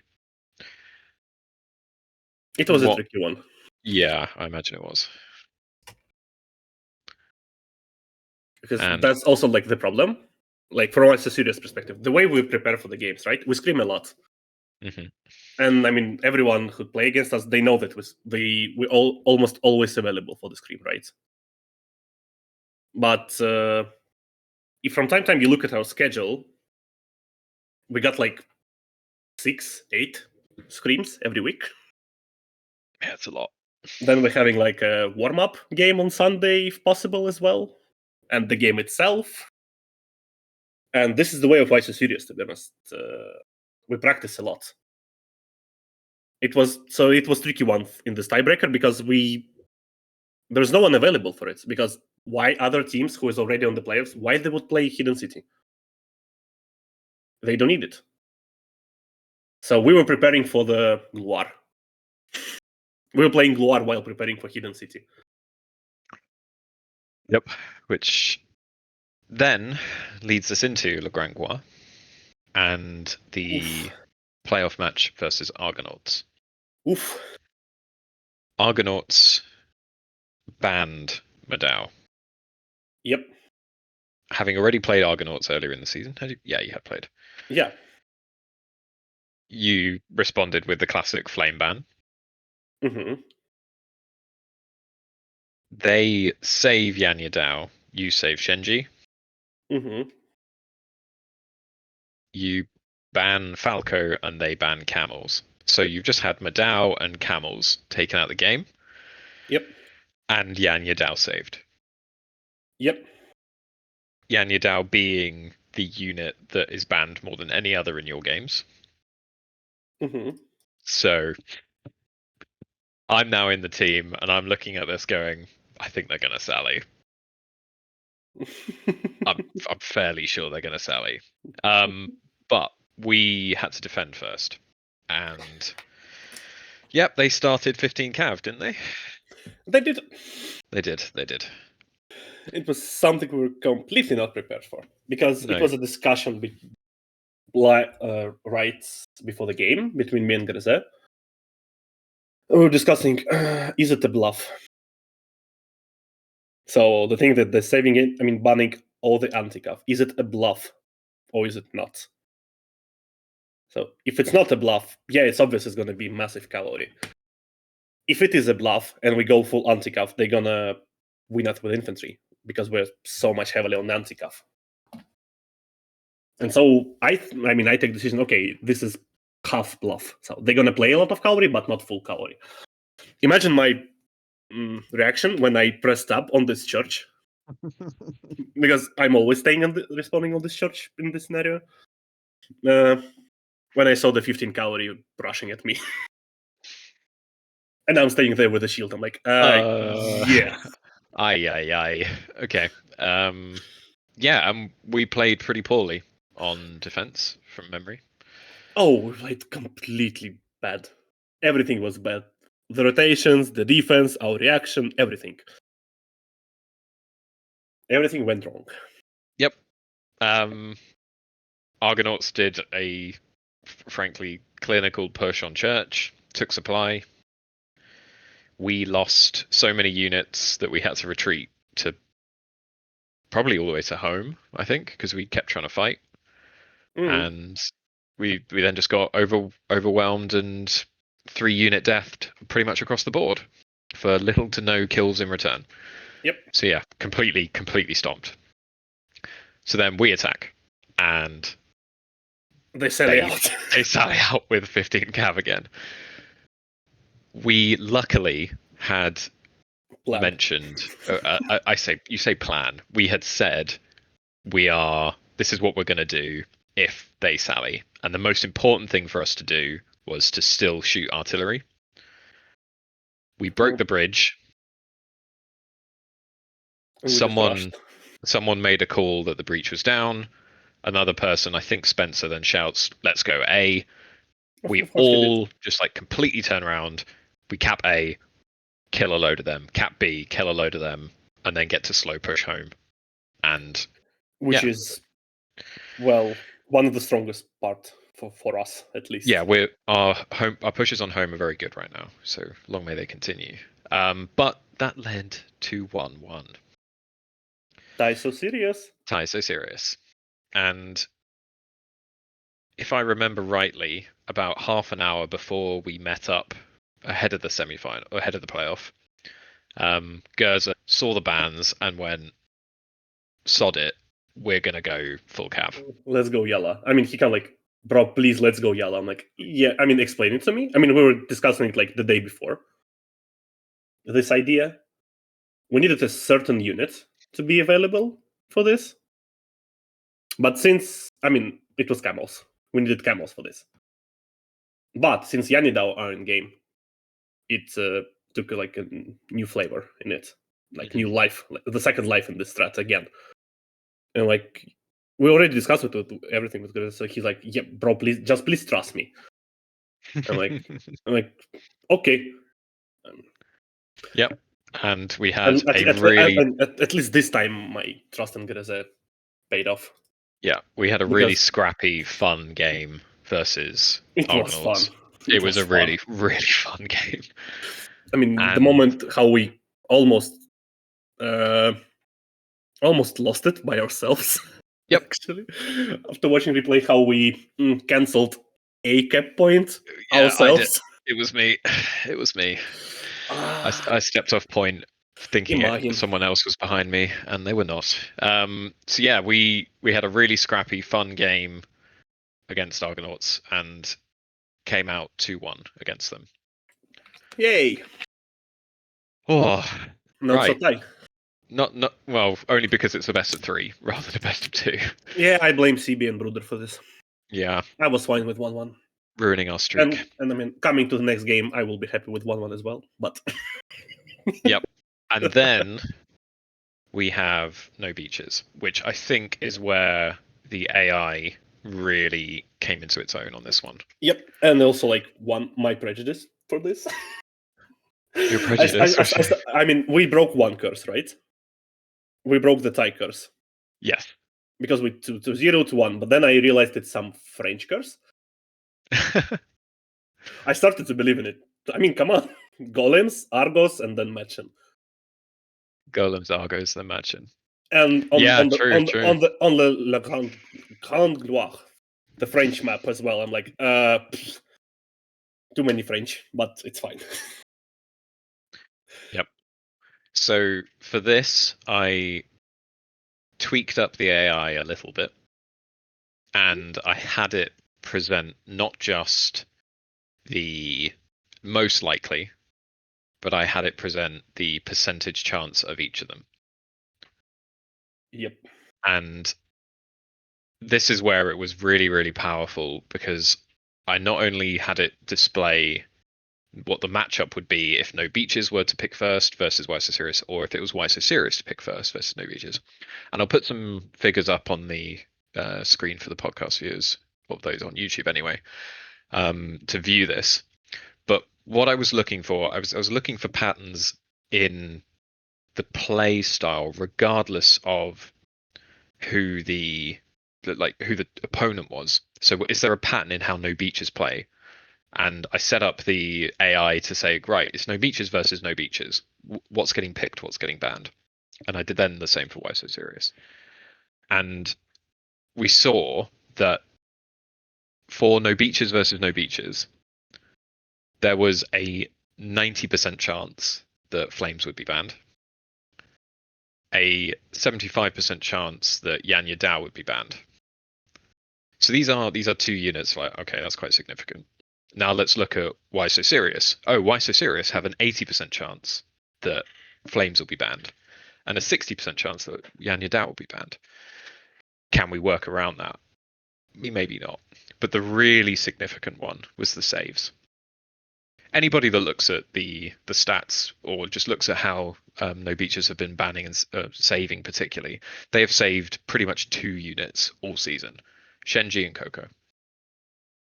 Those are also 2 units that Why So Serious often, if not more likely than not, will save.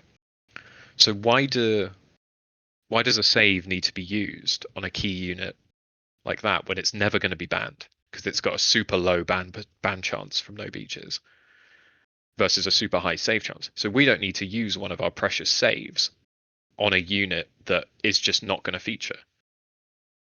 So that opened up like a load more for us to do. And then when we start looking up the matchup specifics, because I've got a lot of data on No Beaches versus I've got a lot of data between the teams. We ended up with 100%, near enough guaranteed chance that Falcos will be banned. So in our prep, do we play Falcos at all in our preparation to play against No Beaches? Here comes the interesting part about preparation. Next to none, right? Okay, I'll just finish off going through the stats here. Yep. We see that Kokos and Shenji are 81% and 89% chance of being banned respectively. And if the ways are flipped around at all, it's 40% versus 80%. Like, it's it's almost guaranteed that those two are going to be saved. And the bans again, Falco's Yanya Dao, Reaper's Flames. They're the four. They're the four big ones. So can we play around that? Can we do our strats preparing so that we don't have to deal with one of those specifically? Yeah, we definitely can. And Andrulban, if you want to talk about how you prep, given that you know, or given we have these statistics on what's going to happen and when they're going to happen. Yeah. So first, there was a specific knowledge which comes from screaming against no beaches all this time. Their Shenji are deadly. This is what we learned the hard way. They're really good with their Shenji bombs. They take their time, they take their positions, everything. So it's obvious why they're saving it, right? At least for us. So it was between Shenji and Kokos, and for us, it was more preferably to play against Kokos because they're easier to kill. Simple as that. What is easier to kill, Zicalian or Shenji? For us, answer is Zicalian. Some people may disagree with me. It's fine. But in my eyes, it's easier to kill Zicalians. So, okay, let's leave Zicalians in game and let's ban Shenji. But here comes the next part of this preparation. Since we're preparing for No Beaches game, right? And we're preparing for the Sunday game specifically, will it make any sense to play something different during the week? No. That's why the whole week, even though it was playing in advantage, right? So let's say we're screaming against buddy, right? I was doing bans exactly like I will do them against Matchen on Sunday. So we play the certain amount of units, certain strats and certain positions all week long. I was playing against no beaches. Doesn't matter who was in front of me. It was Yebadi, Golem's Life, Legends, whatever, whoever it was. I was playing against no beaches whole week. Based on this info. Based on this data on them. And we never played the Shenji. And that's the thing, I was banning Shenji all week long. So we never play against them, and the most important part, we never play with them. So we get used that there's no Shenji in game. We were playing against Flamers because Alex allowed us to play Falco, so I allowed him to play Flamers. But this is like only one scenario. In the other scenarios, we were playing Kokos. Kokos was always open, and we were ready to play with Kokos and against Kokos. And we were ready to play without Shenji at all. And we were ready to play with Falcos. And most important part, we were ready to play against no beaches on A. That's, I guess, the most important part. We were ready that they're going to defend there. Because we knew it from the, again, screams against them. And also what we did, again, we stole something. I prefer to call it Graze Legacy as well. But let's not go too deep into this. Oh, that's terrible. But yeah. Yeah, stealing is our stuff. So basically, we stole their A defense. I mean, I think they also took it from somewhere. I guess they took it from CBL Asia, from what I've been told at least, right? But again, they not took it blindly, right? They took and adapted. Mm-hmm. We took it from them and adapted as well. Because if you watch the game, us and No Beaches, we were doing pretty much the same defense in general. Like the general idea is the same for both teams. But the details, this is where the difference comes. In our setups, as an example, take supply setup there with units. You'll see a slightly different approach for this supply defense. Because mostly we fought 5v5 there, right? 5 players from the beaches, 5 players from us. And you'll see that the setup is different. Our defense setup, their defense setup. The amount of muskets in our team, the amount of muskets in No Beaches team. The amount of specialists in our team, the amount of specialists in their team. So these details are different. But general idea, the same. So we were playing mirror here, to be honest. And this was it was the most prepared match for us for WSS series. We were the most prepared as we ever was in this season. So let's talk about the defense. Oof! Our first defense won. Yeah, first defense win against defending champions and on Attack favor map. in the semi-finals is the first time we win a defense on what is commonly perceived to be an attack favor map. I'm not sure it is anymore, but we'll see. We will see. Yeah, playing in it was so fun again. It was. It's why we put the hours in to make all the mistakes possible, or we think possible, in the week ahead, 2 weeks ahead, so that then when we get to these games, it can just click. And in the defense, we saw like brilliant performances from most of our team. Andrulban coming bottom of the leaderboard, which normally is a good thing from shot callers. And Faust, no beaches buff, kicked in again. Yeah. But when we look at the scoreboard, you wouldn't think we won. Unless you then see the 1050 versus 950 from us to them on the scores. Because we knew that the position we were in from the players' point of view was winnable. Like we'd killed a lot of them. We had some amazing individual performances, like Spencer grabbed multiple people ahead of the fights, and that just levels the playing field or delays their push so significantly.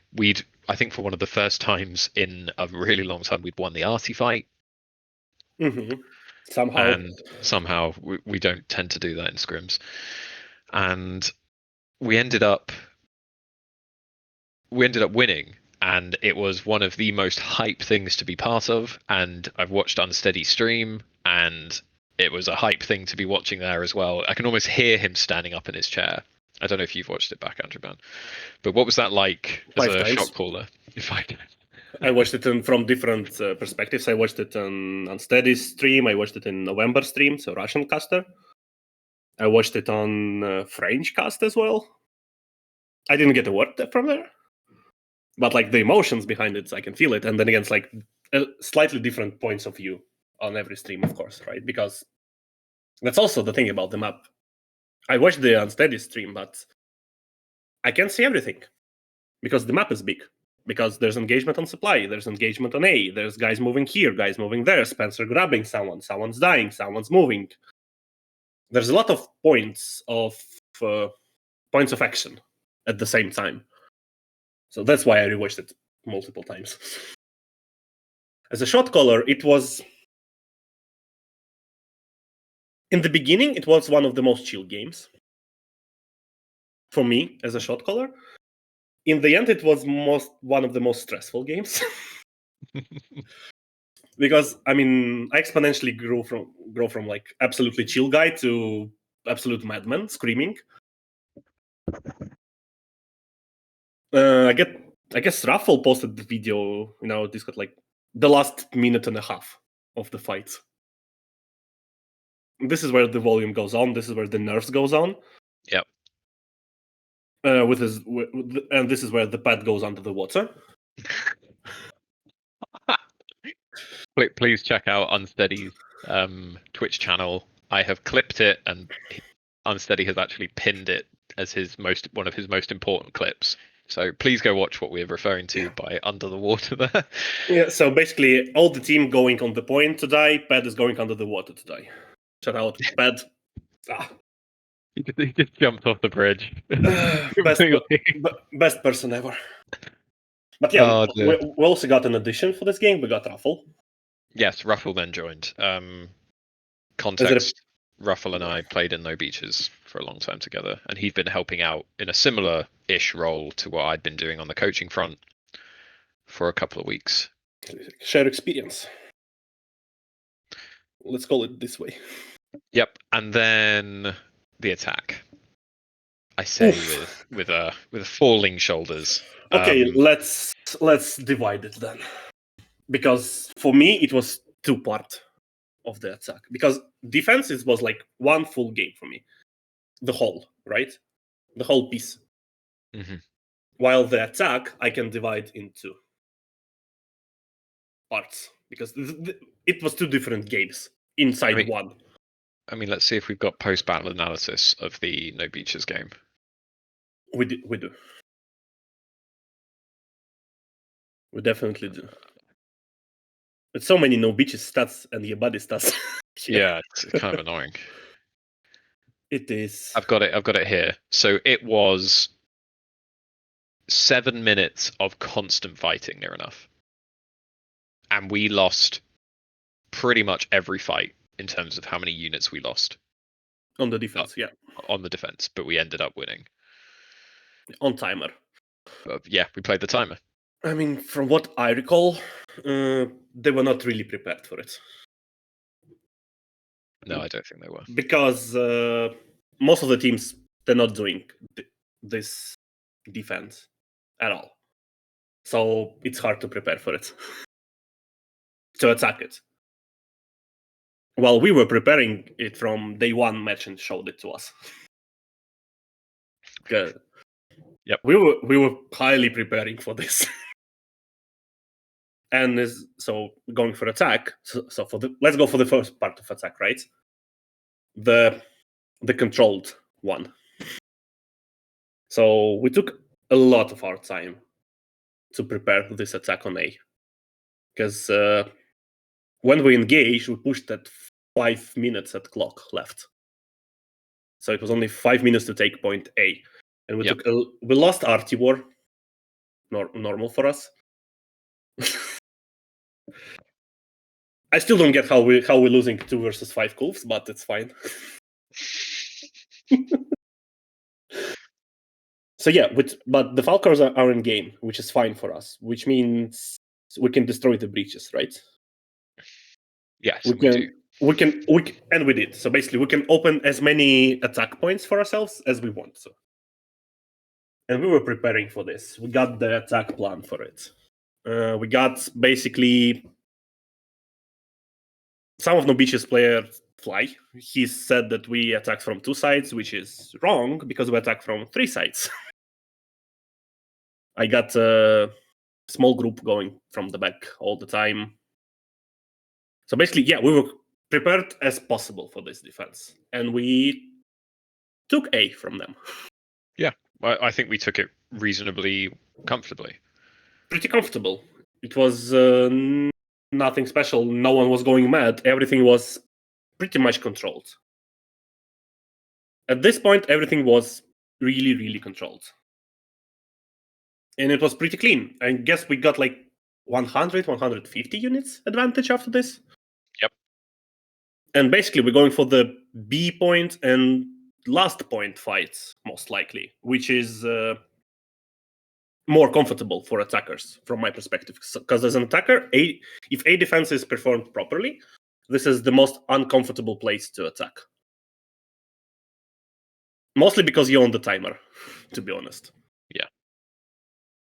So yeah, we're going for B attack. There was a chance, it was a discussion in Drama Discord and other Discords that from the overview, you can, after we took A, we should have rushed B point because there was no setup. And if you're looking from overview, you're completely right. We missed this opportunity. I missed it as a shot caller because, I mean, Spencer was calling this push. But there's the thing, Spencer always calling this push. But from our experience in this map, and also experience against No Beaches, on one of our scrims, we took A point even better than we did in an actual game. And we pushed towards B, but we were held on the choke point in this castle. And the idea was, from our perspective and from my eyes inside the game, not from overview, it was a suicide attack. So that's why we decided, okay, come on, there's no need to rush. We're going to take the 4th point on the bottom. And then we're going to proceed towards B, because, I mean, we know what we're doing, right? We got the plan for every point of this map, except one, as we found out. And this is where the second part of the game starts. Yeah. Because we knew everything about this map, except the bridge. Yep. And that's really what it came down to, which was game knowledge. Yep, it comes to game knowledge. And this is game knowledge no bitches had, and we didn't. That's it. And here comes the meme inside the team, but also like meme based on reality. If YSO series, if we don't have the pictures, we're gonna struggle. There's a big chance we're gonna take a rash decision, and it's gonna be wrong. And this is what happened in the end when we suicide attacked the Sky Bridge. We did. Being in the game, we had no idea why the bridge was being cancelled, because we could see that our players were, or we were under the impression our players were building it, and then the bridge would just stop, and then there would be no F key for us to press to start building the bridge, and we genuinely got to the point where like, we think this is bugged. We've had experience in the past. Everyone knows, or a lot of people know about the White Elk. The RAM on that map can sometimes get bugged, and that is certainly when my mind was going. It's like, oh, okay, this has happened. What we didn't know is that the defenders were building it from their side, and they were cancelling it halfway through the build. And that's also the thing. I saw it on the streams, right? Because from overview, you can see that Amiya is building it inside the shield. Yeah, you can see him hitting it with the hammer, kind of thing. Yeah, like you can see it. But inside the game, when you're staying on the opposite side and you're under pressure and you're also on the timer, and there are 3 annoying muskets bombing you constantly, and you're almost ready to build it, but you got no button to press. It's not allowing you to press the button. And you have no idea why it's happening, because you can't see Amiya is doing it inside the game. Unless you know it, you can't see it. I mean, inside the game, right now, right in this moment, not after the game. After the game, a lot of us, we were discussing this, and some of our players actually knew about it. Like, that this can be done. But inside the game, under pressure, under emotions, under everything, we never took a time to think. And this is also comes from the lack of experience from my side, let's say. I didn't say, because actually we got a lot of time. When you're watching it, we had a lot of time to solve this, to be honest. So all I needed to do is just, okay, guys, let's sit, let's think for 30 seconds what we can do. What are our options? And we now have an idea. Couple. But yeah, we have an idea, but unfortunately it is after the game. And it's ahead of the next one. We'll see if we have to use it. We might have to. I mean, I spent the whole night, to be honest. Yeah. After the game itself, I spent the whole night trying to find a solution. I found 2. After the game, and this is the problem. That's the thing. And this is the beauty of it, to be honest. And that's why it's you kind of got to take your hat off to the way No Beaches took a victory in such a set of circumstances, which is they showed the superior game knowledge, and it won in the game, and it kind of shows the reward for learning this game in depth, that you gain advantages and you can in some cases win games from just knowledge alone. To be honest, for me, at this stage of the game, at this stage of the playoffs, and the teams that are left, right, and we're going to the finals as well, so your buddy No Beaches, these small things will decide the outcome. It will. Not major stuff, because again, even us against No Beaches, it was decided by this small thing, one small thing. It's not something major, not something big. It's something small, something irrelevant at the first look. But and we then look at the fact that we threw a 150 unit advantage by suiciding up a bridge. That Yay. we then and in the subsequent fight, we managed to build the bridge, cross it, and then do the push that we wanted to. We had no time and no units to do it, and we then lost that fight too. Mostly no units. We still got Yeah, time. We still had time, but no units. We had no units. So that's the way it falls, which is that we ended up being close, but we lost. And then we went to grassland, and a lot of stuff happened in that fight, but I think for the most part we lost the draft. I lost the draft. I lost the setup. Yeah, completely. we felt that they would go quite cab heavy. Yeah, that was in game. Yanya Dao's in game, and they went really anti-cab heavy, and we got no answer. Yeah, just outdrafted. Yeah, but it was one of the not one of the. It was actually the best game I ever played in the competitive. Why'd you say that? Hmm? Why'd you say that? Because the intensity of the game. Oh yeah. Because of the closure, how close it was from both sides. Because like give no bitches 1 more minute and attack, and they win it. Mm-hmm. Because we were dying. Basically, we were all in. Oh yeah. Deciding for the A point on defense. Give us a little bit of brain and cold head, and we can take this breach and we can take our attack. It was about such a small thing, such small engagements, and it was so close. Even on fields, even though we lost drafts, we could have won it. We put our in a in losing position from the start by picking units, which is me being brain dead. But there was still a chance to do it, to outplay them, to outsmart them, to do something. And it was really, really close game. And this is why I call it the best for me. Yeah. Both as player and the shot caller as well. It was nice. I mean, the whole preparation for this game, the game itself, the aftermath of this game, it was nice. It was the best feelings in the CBR for me. And I'm not as experienced as a lot of players. Mm-hmm. But in my game experience, this was the best one. Yeah, and it was enjoyable as players, and it was very hype as what the cast we saw as well. I mean, even as a viewer after it, even though I know the result, it was still hyped for me. I mean, of course, I knew the result. I knew all the details of this result. Yeah, but I still enjoyed watching it. When I wasn't watching it for to analyze something, to see the mistakes, to do my homework, I was just watching it. Like last time I watched it, it was like for pure enjoyment. mm-hmm. I just watched two good teams fighting against each other. That's it. And that brings us on to finals. Oh yeah.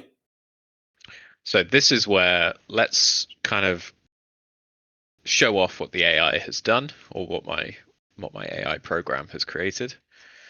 Mm-hmm. I'm scrolling back through our thousands of messages to find it. And let us start with our game. Okay. So the predicted bans for Nice Try being Team A versus WSS Andrulban is Queensguard, Shenji, Save Flames, Save Falco, ban IPG, ban Yanya Dao. What do you think of that? I disagree with saving. That Flamers, both Flamers and Falcos will be in game. I feel that's weird, right? One of it will be out. At least one of it will be out. I also think the I think in banning of Shenji is unlikely as well. Yeah. Certainly from you. I mean, I will not ban them. Why would I? I don't know. Nah. And if we invert it, so why so serious first? It says Yanya Dao, Falco, save Coco, save Reapers, ban Shenji bars. I mean, that's kind of what the stats were saying. It is. I mean, it shows half of the truth. It shows some truth behind it. It's. I'm pretty sure. Okay. Let me put it this way: Yanni Daos will be out of the game. Yeah. This is 100%. I think it's going to be first rotation. So if we look at it, so it says if you're first, it's a 45% chance of you banning Yanya Dao first up, which is the most likely, I think. Mm-hmm. And then their response will be to ban Falco. Most likely. Your response is to save Coco's. Mm-hmm. Their response is between Zweihanders and Reapers. Interesting, they've saved Zweihanders in the past. Zweihanders is more likely than Reapers. Mm-hmm. And then just because of the way meta switched, in my eyes at least.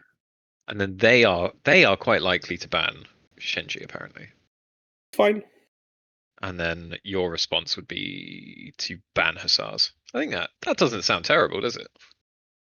I mean, it looks a lot like truth, but yeah.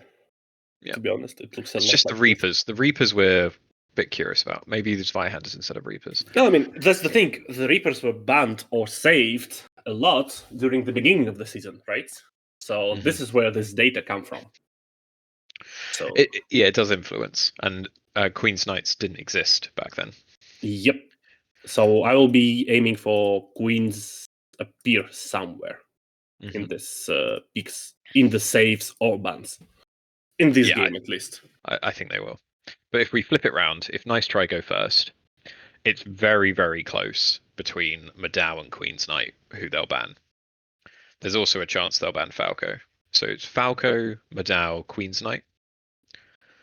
And you are most likely to follow that up with a Shenji ban, which I presume is from the No Beaches data influencing that heavily. It is No Beaches data influencing it, yeah. But we've also got Falco and Flames, which are very close to likelihood. So I'm going to say Flames is the likely response there. Mm-hmm. Just take logic into it. And then they get to save. If Flames are not banned, they're most likely to save Flames. Yep. So Flames have been banned, so we need to move to the next one. So they're likely to save Yanya Dao, which you've not had a chance to ban yet. Mm-hmm. So that's what would be suggested by that. And then your response is Coco's or Falco. We'll see what you pick if needed there. And your response to then counter that after having Yanya Dao saved against you, according to the AI, is to ban IPG. Not sure you're going to do that. Nope. Definitely not. And this is where it gets like a little bit tricky because the data is only so limited. I think you'll probably ban Falco after that. If you saved Coco's banned, it's going to be interesting. It's because I think these two teams have been really, really spread and vast in their, or at least versatile in their picks and bans. Kinda. I mean, about if you're speaking about Nice Try here. Yeah, I have no idea, right? Because it's really tough. They do not scream at all, and that's the big thing. Yeah. So it's like good part for us and bad part for us. Good part, okay, they're not as prepared. But the bad part, we are not that prepared for them. We have no idea how to, again, like the story preparing for No Beaches. We were preparing specifically for No Beaches the whole week. Yep. This week, preparing for Nice Try, we're screaming your body and No Beaches, but I have we're playing a lot of different scenarios at the same time because I have no idea how Nice Try is going to play. I mean, I got my thoughts about it, especially how they're going to defend. But let's put it this way: I have no idea how they're going to attack. Mm-hmm. I presume how they're going to defend, but I have no idea how they're going to attack. And I'm going to guess correctly how they're going to defend. And there's a big chance I'm going to be wrong about how they're going to attack. Yep. All I'm going to say, I don't want to see 15 cavalry charging at me at this supply charge. I don't want to see it. Please don't. We will see on the day. And We will listening to this, people will know the result. So that's our game. Let's now have a quick look at the other game. Ooh, I got a lot of thoughts about this game. So this is I got a lot of thoughts about preparations for this game, to be honest. so the likelihood, if no beaches are first, is they will ban flames. They will. And interestingly, the counter is yeah, buddy will ban Shenji. Which then leads into a Safe Coco save. Yeah, Coco save, and then a Queen's Knight save. Followed by Yan Yadao ban, followed by Falco ban. That one feels pretty locked in. That the stats on or the AI prediction on that is so significant compared to all other options. And from our experience this week, it's close to reality as possible. It's close to reality. Well, we believe anyway. Yep. If we flip that round and yeah, Buddy go first, it is a lot less predictable. There are multiple options that seem potentially viable. With the first ban from Yeah Buddy potentially being Falco, potentially being Yan Yadao, and the response from Yeah Buddy being between Flames. Again, Shenji, which I don't think they will ever ban, and Reapers, but I think that Reaper data is again leaning in from early stage. So I think that would be Flames. I think Flames will be banned from from No Beaches in round 2. Oh yeah. The saves are then likely Coco's, Shenji's, and potentially Zweihanders again. Seems a bit. The potential queen. I can feel the potential queen save here. Yeah, the introduction of the Queen's one is an interesting one. Mm-hmm. And then the final round. If Flames are still up, No Beaches will blame them. We'll ban them. Yep. And they've been relatively consistent with that across the board. And then Yeah Buddy will finish with a Yan Yadao ban. Most likely, yep. I feel like no team wants to play Yan Yadao of these guys, but No Beaches really don't tend to ban Cav. So if we look at the individual teams and their like banning history, we've got really real consistency from No Beaches. Not much change apart from the semi-final when they banned something new against us. And then Yeah Buddy have been quite reactive, but they consistently ban Yan Yadao. So starting with No Beaches, you've got in the games that they've played, there's only 6 so far. Flames have 100% been banned in all of their games. Falcos have been banned in all but one. So that's like 2 very, very contentious units that just don't feature in their games. And saving wise, they have consistently saved Coco's and Shenji's. Yep. To the point where again it's 100% of their games have featured a Shenji save or ban. Which is kind of nuts, actually. And then we go for Yeah Buddy in comparison, who have a lot more units have featured in their picks and bans and saves, where Yan Yadao and Falco and Coco's have featured in 83%, so 5 out of 6. Shenji and Flames in 4 out of 6. And then they've got a couple of other respect bans or otherwise. But the most banned unit from them is Yan Yadao. They're very consistent in the way they ban that. So I think we can expect that coming into this one too. Yep. I mean, I'm trying to remember this week against Your Buddy, and I don't feel like we played Yadao this week at all. No, I don't think we played it on field, and that would be the real telltale, wouldn't it? Yeah, I mean, you could really see. I mean, again, on the No Beaches, however, they do play Yan Yadao. They do. I mean, they don't mind playing without it as well. So. Mm-hmm. So what do we think the result between No Beaches and Yeah Buddy will be? Ooh, the result. This is the contentious one. From the way they're scrimming at the moment,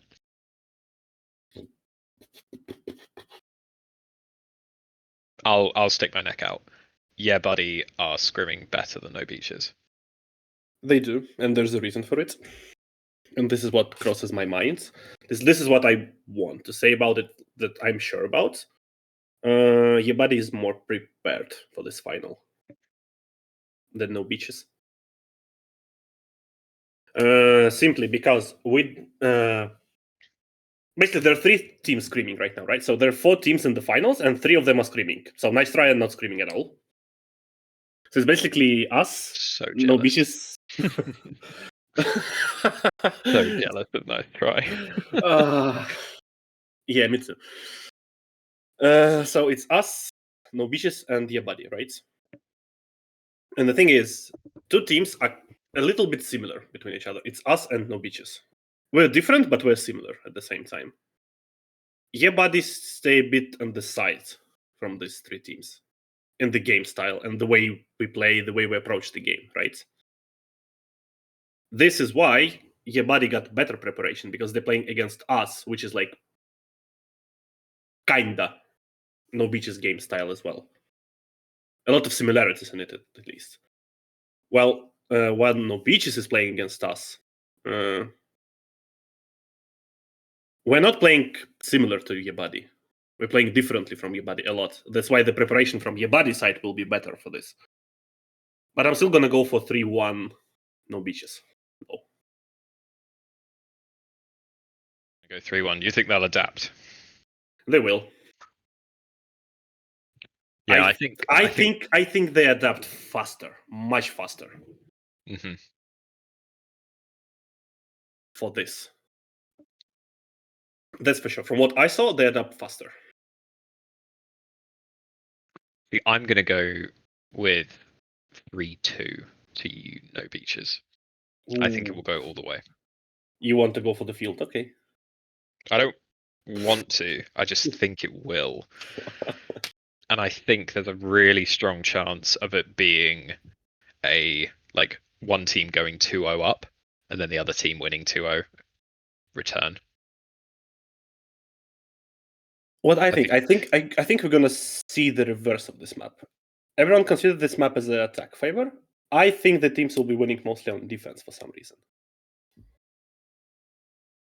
From what I saw from the screams, people will be taking defense, not attack. Mm-hmm. Because those teams adapted for this map. That's for sure. They figured out, they find the way to come up with something to defend this. Which makes an attacker attack pretty interesting and pretty tricky at the same time. So, I mean, let's take out like our game against No Beaches, right? Defenders won, not attackers. Mm-hmm. Let's take most of the screams after this. Defenders won, not attackers. Only last scream attackers won. Yeah. So it somehow turned to defender favor map. If not 50-50. Maybe 50-50, yeah. Right, it's becoming a skill matchup now, which is good. We like good. skill matchup as well. I think people might be a bit sick of the map, but it is a very good one for skill expression. And if you want to fight a certain type of way, you pretty much can manufacture that in the way it's played. Cool map. Not gonna lie. I really enjoy the map. The only reason I start to hate it is because we're playing only this map for the past month. Yeah.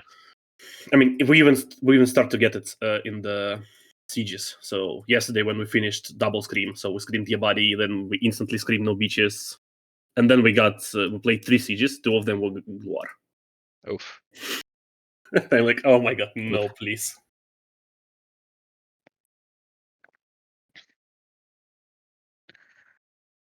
Especially not in siege. When you get this amount of knowledge about the map, you don't want to go to siege. No, it makes you just cry, doesn't it? I now have another question for you, just to round this off. Yep. Who wins? Why so serious or nice try? Oh, why so serious? Score? 3-1. 3-1. Okay. Oh, come on.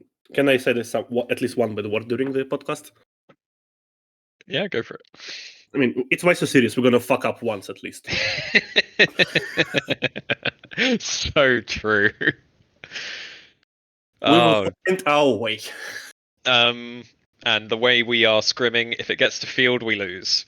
That's how it's gonna happen. We don't know what's going to field. I mean, trust me. If you see why so serious, nice try on field, put your money on nice try Yeah, right now.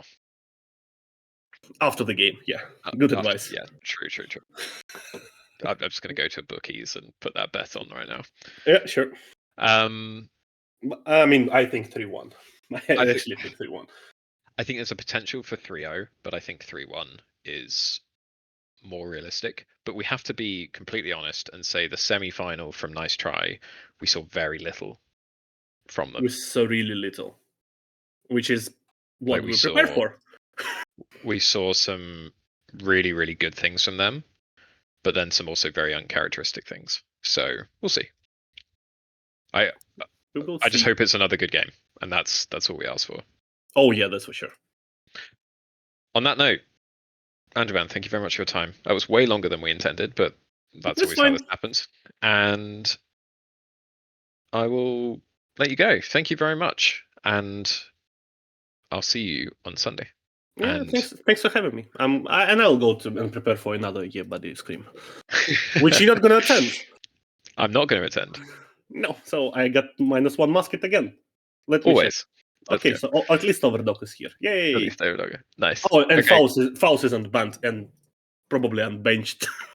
Oh, good, he's unbanned now. Yeah. I hope he is recharging this 3 days because, as we all know, after Faust Menace against No Beaches, you need to recharge this dude. You do, because he bottom frags from then on. Yep.